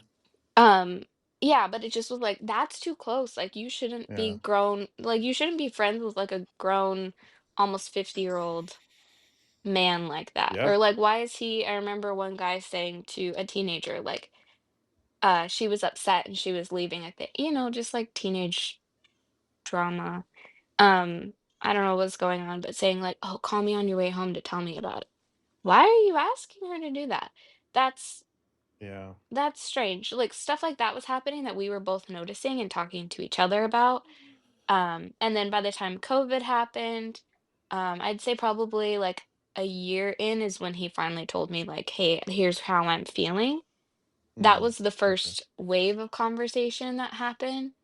The next conversation that happened was there's some things I know about that I feel you would care to know. Do you want me to share them with you or not? It's totally fine if you don't. At that point, enough had happened that I was like, okay. Because when someone tells you, hey, I'm kind of critical of this thing right now, you now cannot help but have a critical lens. I now Mhm. sat through every single meeting going, "Oh man, I wish they didn't say that," or "That does sound bad. I hope he doesn't hear this or that." I remember by the convention that had Brother Let saying children were enemies of God, Oh my gosh, yeah. um, Marcel wasn't even watching the convention. I was in the living room. And I had told it someone else had watched it prior. I was, like, late with it because I was watching it by myself, so I was like, "Oh, I'll just watch it next week or whatever." Someone had told me, like, "Oh, my inactive husband heard this and that rubbed him the wrong way." I know Marcel's waking up, so I'm already alert now to this part of it, and I told him, "Hey, like, she said this part happened, um, isn't that weird?" I'm sure there was more context. I'm almost like I don't know what that was or what was said, and so he's like, "Let me know when Let's part comes up, I wanna watch that part." He sat through it and he was like, "No, that's not that is" like, he was just laughing pretty much most of it. Yeah, for context for listeners who may not know, from my understanding, because at this time I was already out, but one of our leaders or our former leaders of the Jehovah's Witness faith um, was giving a discourse, a talk, whatever, on video, and calls out children, young babies, as being enemies of God. His exact quote, if you think about it, we are born as enemies of God. Sometimes you'll hear people say of a little baby, look at that little angel. But more accurately, we would say, look at that little enemy of God. It's like, what? Yeah, but they're not dogmatic, so you must be taking mine out of context. It's like, I don't feel like I've ever It's heard that line of crazy. reasoning from them, and then all of a sudden they're saying it like, "Oh, we've always spoke like this before." Yeah, because And maybe we you just didn't see it. yeah, it was crazy, and so I was like, "Well, there must be more context." I heard exactly what Trent said, and I was like, "That made it worse. That somehow made it worse." Like, Yeah. that made it It's much hard, worse. you know, the obviously the analogy is like the wizard behind the curtain. It's Mhm. like even if you just see a little bit of that curtain pulled up, you start to notice things. Yeah, it gets hard Yeah. to not wanna fully pull it up. I had some very heated discussions with people around this time because even though I was out, I was still like really respectful of, my family members' beliefs and, witnesses that I knew and their beliefs. And this for me was another line in the sand because I've talked about my own story, and part of why I left was the birth of my daughter.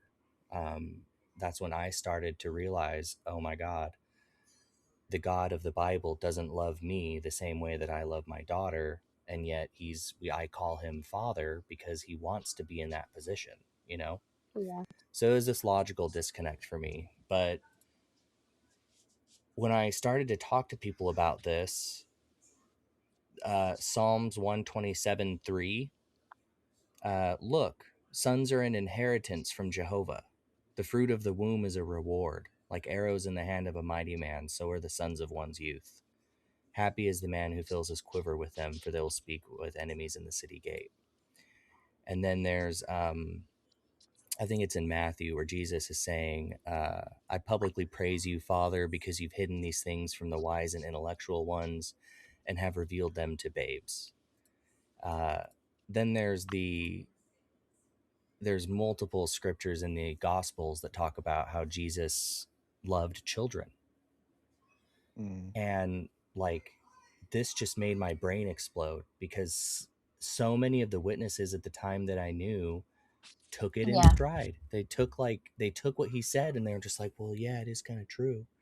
And I was like, absolutely not. Like, what would Jesus say about something like that? A statement like that. Like, that sounds to me like how the Pharisees would have talked back then. Yeah. And it was just absolutely shocking for me that this passed with so many people, but it was deeply moving for me, and it really, like, it drew a hard boundary for me where I was like, okay, yeah, I'm pretty sure I'm fucking done for good, for good. In a way, I'm glad he said it because I feel like anybody that was border, Mhm. like, I don't know, was like, "Okay, well, that's ridiculous." I mean, Marcel even, because I was like, watching that was painful, first of all, especially being like, I'm still kind of in this thing, and that was horrific to hear. And Marcel was like, "How are we supposed to be like children? And also children are enemies of God." Like, just think of the logic of that. And I was like, "No, you're right." Like, at that point, I started being like, "I know, I get it." And then Marcel was reading Crisis of Conscience, which just made it worse because 'cause he'd share some of that stuff, and I'd be like, "I can't I can't deny that either." My Like, copy's coming in the mail. It's being delivered right now, and Derek got his like yesterday. It's yeah, it's surprisingly a very big book, because I only read the PDF version, mm, but I am looking forward to reading the print copy. Um, yeah, I was gonna say they kinda don't help themselves sometimes with this when they say yeah, wild stuff like that, or they make these changes that they think are better. It's like, dude, these changes, like you're changing and beards are okay now and people can go to school now. It's like you're making it worse. Like to some extent, if you just locked in to kind of where you were, double um, down. yeah, double down. It's like you've gone this far. Like all these changes are only helping people to second guess things. Um, Yeah. but just to continue, so um, I don't know, you're now talking more openly with Marcel, Mhm. you're basically aligning now. Yeah. And what does this kind of navigating out look like? So at this point, Marcel was much more open because once he shared with me how he was feeling and what he knew, that's when I started being more open to having, like, I dropped the facade more. And it was so refreshing because to have your best friend, like, a topic that you can't really fully be like, "Yeah, this is kind of weird," is strange. So to have doors open and be like, let's actually get to know what each other thinks about this or that, um, was scary at times, cool at times. Like, yeah, no, we still vibe with each other. Like, that's awesome. But also we were we ended up moving into my parents' house for a little bit. Like, I think it was like 6 months. How'd that go? Um, in that time, I was not honest about where I was at with them. Yeah. Um, I also was still navigating it. I remember being back in my childhood bedroom now, like, and I downloaded Reddit. It took Mm, that long of conversations before I was like, you know what? And I did it. Marcel was asleep, and I was like, I'm just gonna do it. I just want to see like what people are saying. what's going Did on, Yeah. you hit up like, cause he, XJW? yeah, of course. I was like, okay, let me see, like, because at this point, the fear had gone away of like, what do apostates have to say? And I don't even like the term because it's like it's part of their game. Like it's a term in their Their arsenal against vocab. us, right? Yeah. Yeah, it's yeah.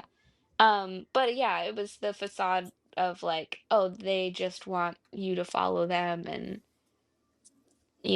whatever. They're just Russellites, basically. Like, Mm, feeling had gone away. So I was like, I'm gonna go on there because I knew Marcel had already been on there and he had seen some stuff, like, oh, this thing's gonna happen. It would happen, like, you know.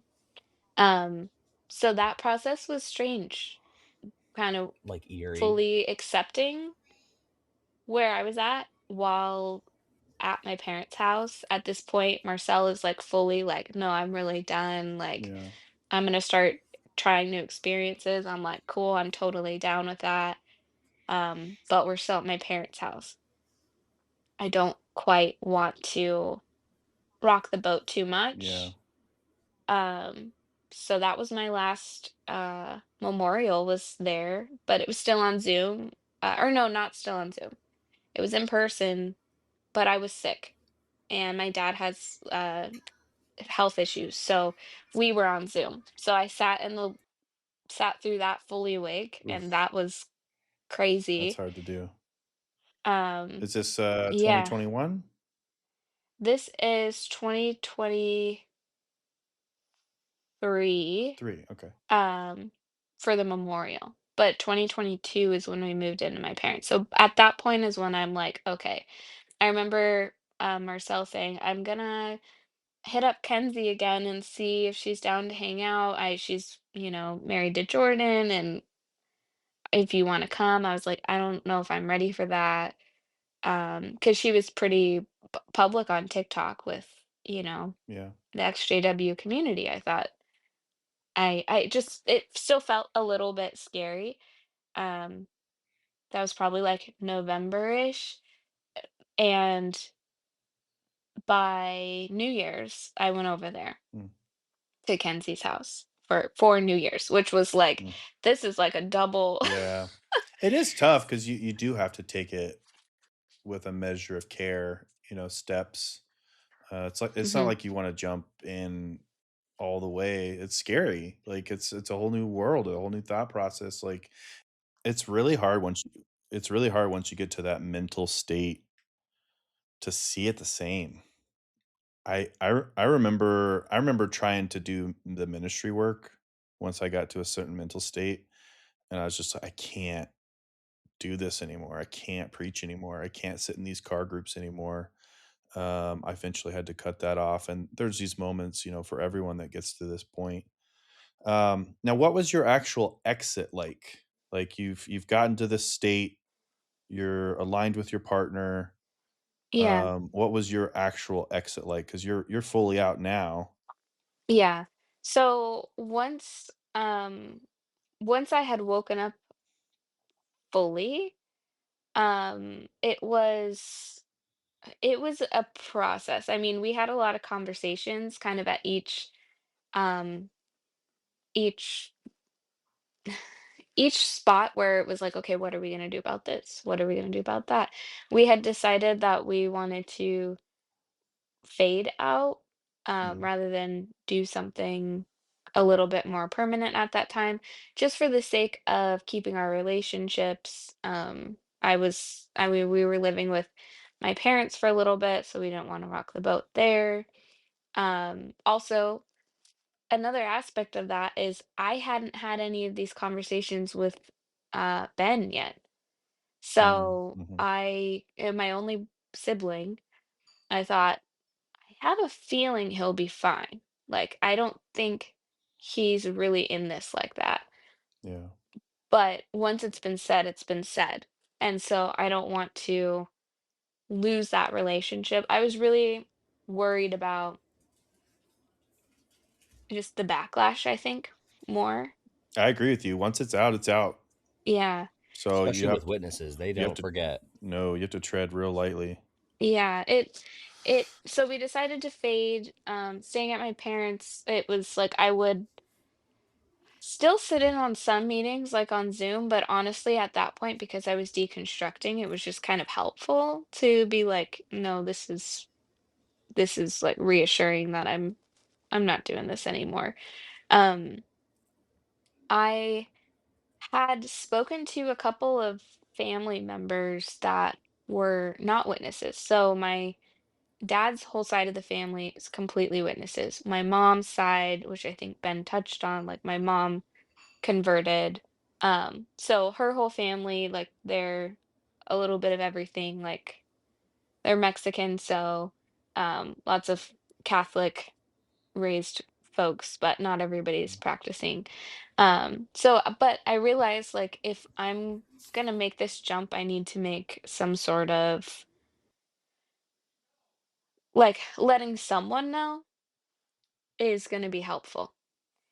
I needed to establish connection outside of this family because when you're raised with witnesses and worldly family, you are taught to cling to the witness connections more. Mhm. Um, so I was always like close with my worldly family, but there was always that aspect, you couldn't be fully yourself with them either. Yep. So I decided to talk with a couple of family members on that side to just kind of let them know where I was at, what I was fearful of with telling my family, because I hadn't talked to my parents, I hadn't talked to Ben, and I just was like, I don't know how they're gonna react. Here's my fears. Are you like, do you guys have me?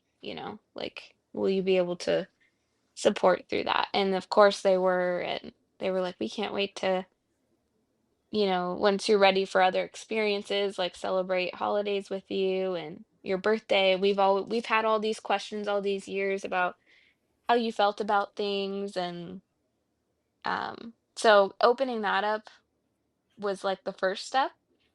I'm a very cautious person, so I won't like jump until I really have a plan. So that was part of it. And then at a certain point, my mom and dad noticed that I was inactive. I mean, we were living there, so they saw we didn't leave for meetings and stuff like that. We weren't going in service. So eventually I did have to have conversations with family members, only a few of them. That was super difficult. No doubt. Um, I talked with Ben first. Ben was I mean, if you go listen to his podcast, it was kind of like, yeah, okay. I wasn't planning on staying in this forever, so what do you think?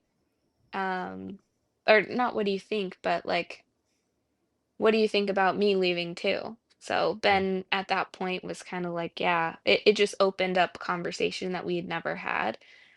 Um, Yeah, I do remember him saying, like, something along the lines of, you guys have finally just been able to really be connected. mhm. He felt Because genuine.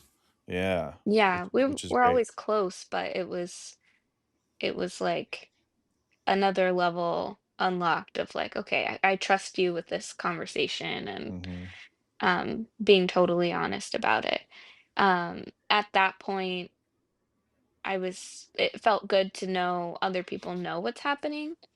Um, then I had more conversations with a few other family members, and those didn't go as well. I really only talked to a couple of people. And I definitely just positioned it as like, hey, I know, we're inactive, but I'm not planning on working my way back, is pretty much how I phrased it. I did share that there were a lot of things that I wasn't comfortable with, and that if we ever had kids or just continuing my life, it couldn't be like this. Like, Yeah. I can't raise kids like that. I'm not comfortable with it. The reactions to those were not great. Lots of like sadness from them. I had some family that they one of my family members said they were okay with it, and that they had feelings like that too, and nothing had to change and everything was fine, and then they talked with other witness family and completely changed their mind the next day. Now all of a sudden it was like the most devastating thing that had happened. They were like, Mhm. I'm devastated, and I felt kind of like whiplash from that. So I was like, you said yesterday you were fine, and now today it's like, I don't know how I'm going to be able to treat you. But I, having been in those situations, why. Yeah. It's tough. Yeah, you know why. It hurts, but Hmm. you know what's happening.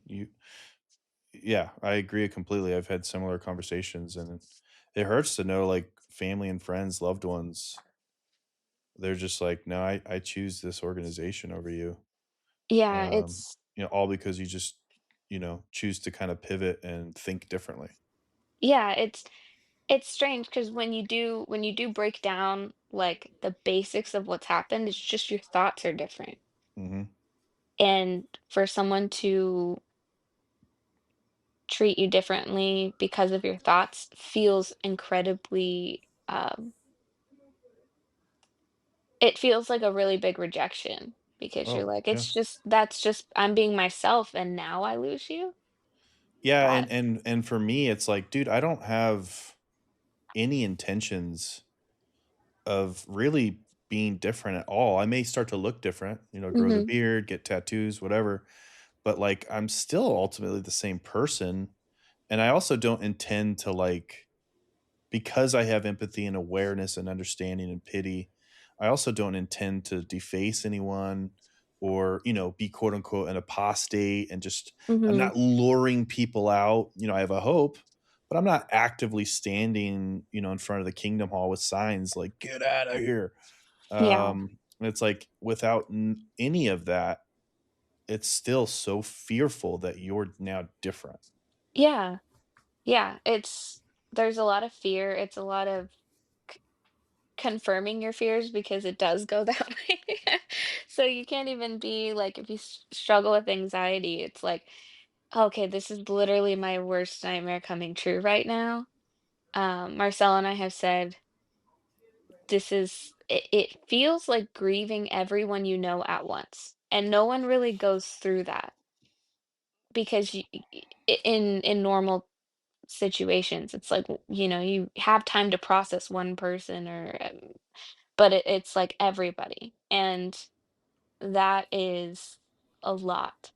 It's a Yeah, lot. yeah, and you don't have the support system, Hmm. and, you try to create a new support system, like you said, you reach out to other family, but it's not Yeah. the same because, in a sense, we shun them, like, so it's like, but it's Yeah. it warms my heart because a similar thing happened to me where there's family members that are like, "Finally, Yeah. we are here for you. We We've been understand." waiting. Yeah, like maybe they were ex Yeah. Jehovah's Witnesses as well, or just have always been adjacent. Like, yeah, there's just, we tried for years, but there's just no way to wake you guys up. Yeah. So Eh, I wanted to say something too. So first of all, the witnesses that you do talk to, where maybe they're initially, cool and then they retract, it's not even their fault, I believe. Like it Mhm. really is layers and layers of decades of conditioning. Yeah.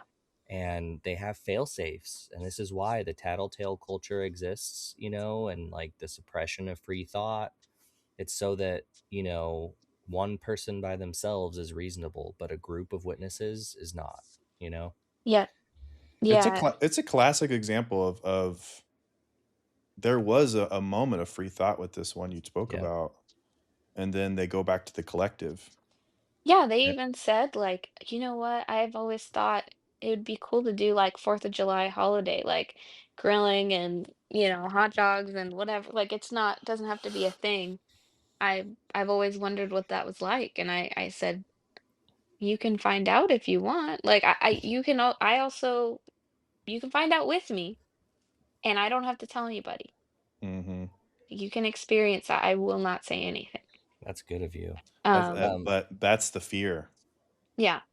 You say that, and I hear that now, like, "Oh, that's such a kind thing to say." Like, I'm here for you, and I imagine they hear, "Oh, Satan." Yeah. Yeah.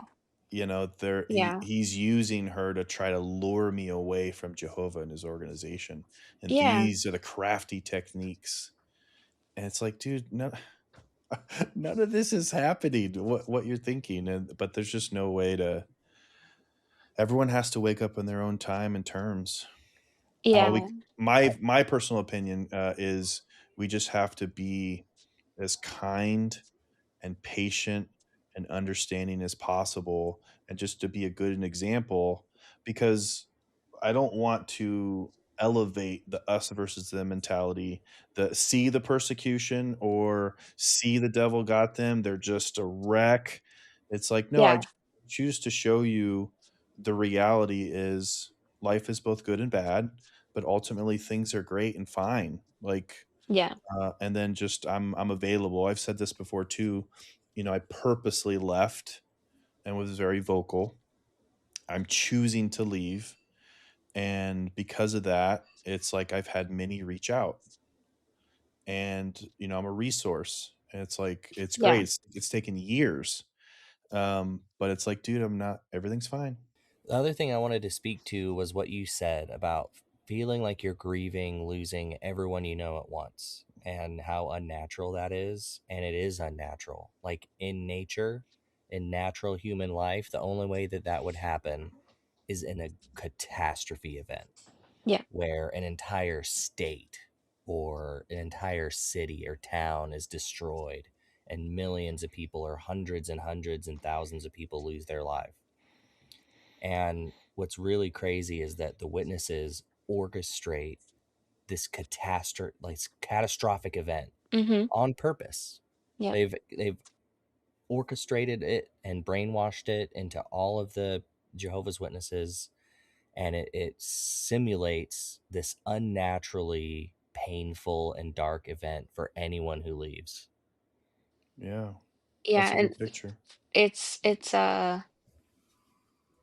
it in the same way grief doesn't just happen at once also, it comes up, like, I mean, I'm sure you guys have experienced there's some days where I'm like, "Oh, wow, I just got triggered today by that thing," or "That felt Oh a little yeah. familiar, but not in a good way." And then other times where I'm just like, "You know what? Everything like, none of that stuff matters. I don't care about it today." 2 nights just in the past 7 days.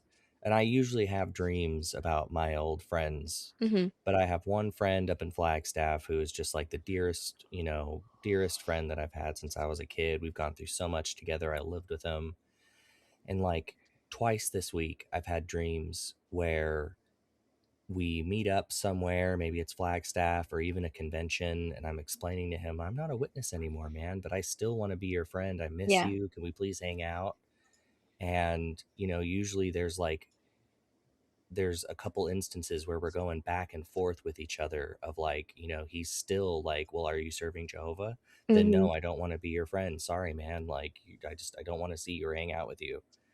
And it's been like almost 10 years that maybe it's over 10 years that I've no, it's not quite. It's like 8 years since I've left, and I still have recurring dreams where my best friends are shunning me. I'm Yeah. You sorry, know, man. That it doesn't go It's sucks. away. yeah, it's religious trauma that I mean, it's really unfortunate that it happens, but it does linger, and Yeah. I have those dreams too. Like Marcel has, so we were actually just talking about that last week about how like PTSD very much you get from this sort of experience. You don't imagine those he was saying he that those are nightmares Yeah.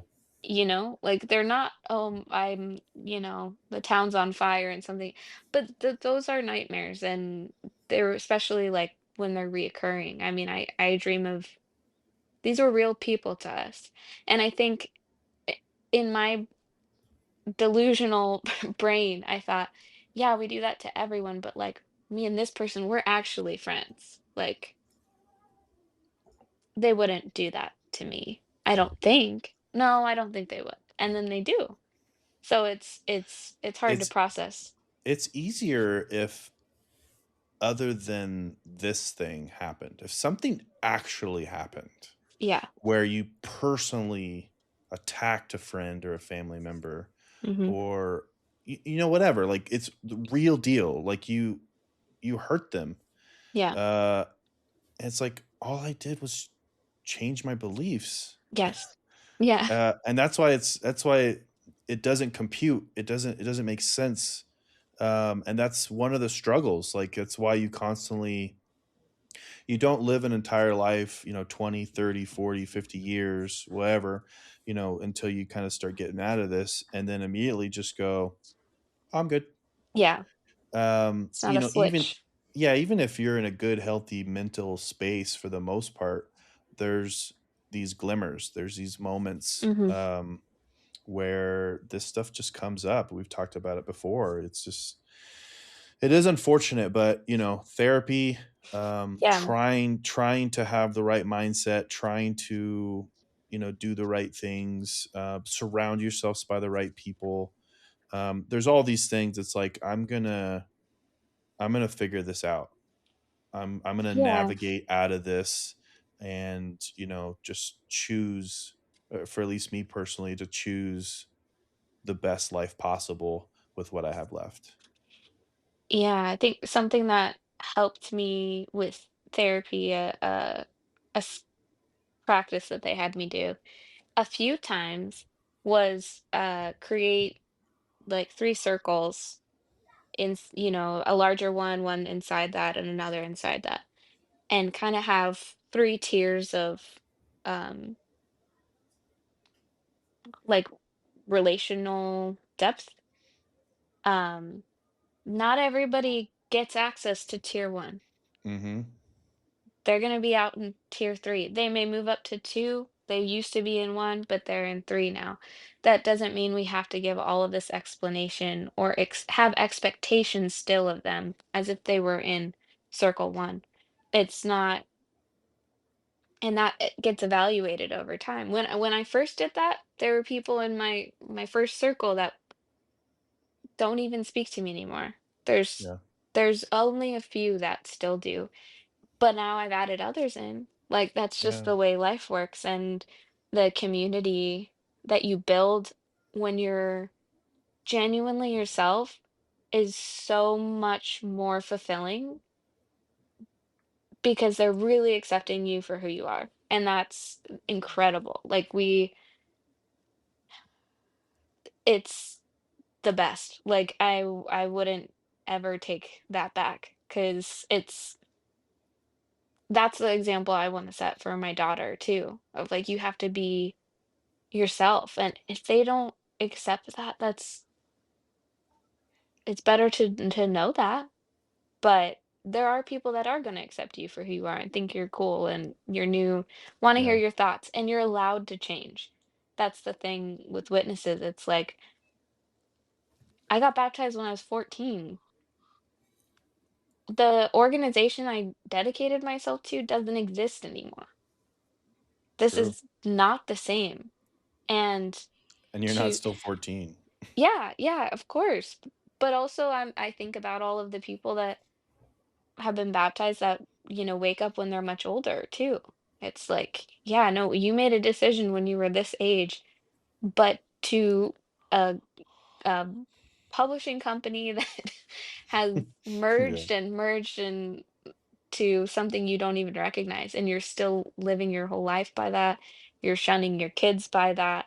You're making medical decisions based on that. And it's crazy, but it's definitely so satisfying. Yeah, I agree. Yeah, I mean, it comes with everything, but yeah, overall, like it's just amazing. It's amazing to be able to do whatever you want to do, to not Mhm. have your actions, your thoughts controlled, being having to watch your back on what you do or say, or I just want to go see this movie or read this book, or Yeah. it's just like, dude, I can make my own decisions and be with genuine, authentic people. I got that tattoo unconditional. It's like I choose to have people around me that don't put these harsh conditions on me just to have, friends and family. Yeah. And it's Ben like oh, I'm sorry, go ahead. that's just all we knew. Yeah. I have a similar tattoo. Ben, Kenzie, and me, we all have the same. And it's undeserved kindness, but un is marked out in a red line Oh, I because love it. why would it not be deserved? Yeah, I love that. And yeah, we got that let's see, January 2023, I think. Um, but yeah, it was I feel that. It's important. So what are some of the I don't know, what are some of the positive experiences that you've had since you've been out, and what are you looking forward to? I think it's cool learning new cultures and experiences, like strictly from an observational standpoint, and then just deciding to opt into which ones we want. It's like, Yeah. okay, are we gonna we decided, yeah, we'll celebrate Christmas, but I'm not going to like some religious thing. I'm not religious anymore, but Yeah. I'm totally okay with the um, tradition of like having fun and wearing red and green and giving gifts. Like that's fine. Um, so just learning that sort of stuff. Having my first Christmas with my family, who I never got to have Christmas with, was magical. Like Yeah. they also Ben and I were both there, and they were like, "We've always wanted to have you at Christmas. All the grandkids, they've all been here except for you 2, and something always felt missing." So that felt like just so complete. It's amazing. I don't know, we're so thankful for you kinda, again, putting yourself out there, just really, really diving into a lot of stuff with us, and, I've said it before, um, there's no way to, like, fully get through everything in, like, an hour or so. So it's really just scratching the surface. So if down the road you ever want to come back on, you ever want to chat with us again, you have more things to kind of say, we're always welcome to have you. So it's just been just a brief moment of time, hour plus, and yeah, I guess as we close out, is there anything that you want to I don't know, anything we missed, anything you want to say kind of about your journey thus far, that listeners may be attuned to kind of listening and hearing from you? I think I don't know if there's anything extra as far as like my journey specifically, but just your everyone's journey is different, and it is a process, but it's really worth it. So just genuinely being yourself, there it's always going to be you'll find your people, you'll you'll learn how to maneuver in the world. It's going to be okay. And just remember that there are people out there that have gone it's a very niche experience, but there are people that have gone through some of it. So um, do what makes you happy. And of course, anything you want to close out with too in terms of, what you're doing with Marcel and some of those projects, anything you want to put out there, promote, remind people about some of your endeavors, and of course your socials as well, if you want to put that out. Yeah, I mean, I am kind of just a support person for Griswold House, so that's Marcel and Kenzie working together on a lot of creative projects. Marcel is currently working on one right now, so if you want to check out Griswold House on Instagram, see what all that's about. It's really fun seeing their creative expression in art without the limitations that we used to have. So Yeah. that's been I love seeing this stuff. Yeah, every time something comes out, I think anyone should go check out their content, and if you're in the space where you need,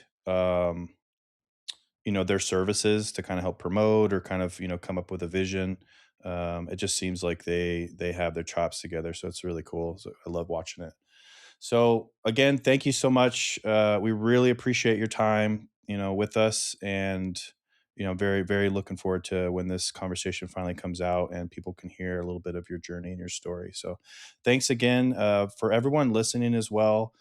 Please remember, all our socials. We are on TikTok. A lot of people chat with us, interact with us on our Instagram account. Cult.chur.pod. And yeah, just so grateful for everyone and their time. Time is very valuable and precious. So spending an hour plus with us, we're very grateful for you guys. And please, just enjoy the day and enjoy your time. And thank you, everyone. And we'll talk with you soon.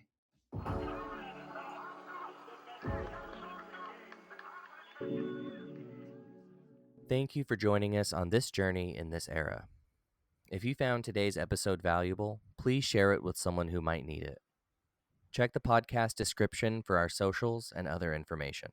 Please consider supporting us at Patreon at patreon.com/culturepod. If you'd like to tell your story, please contact us at cult.chur.pod@gmail.com. Until next time, stay curious, stay critical, and stay free.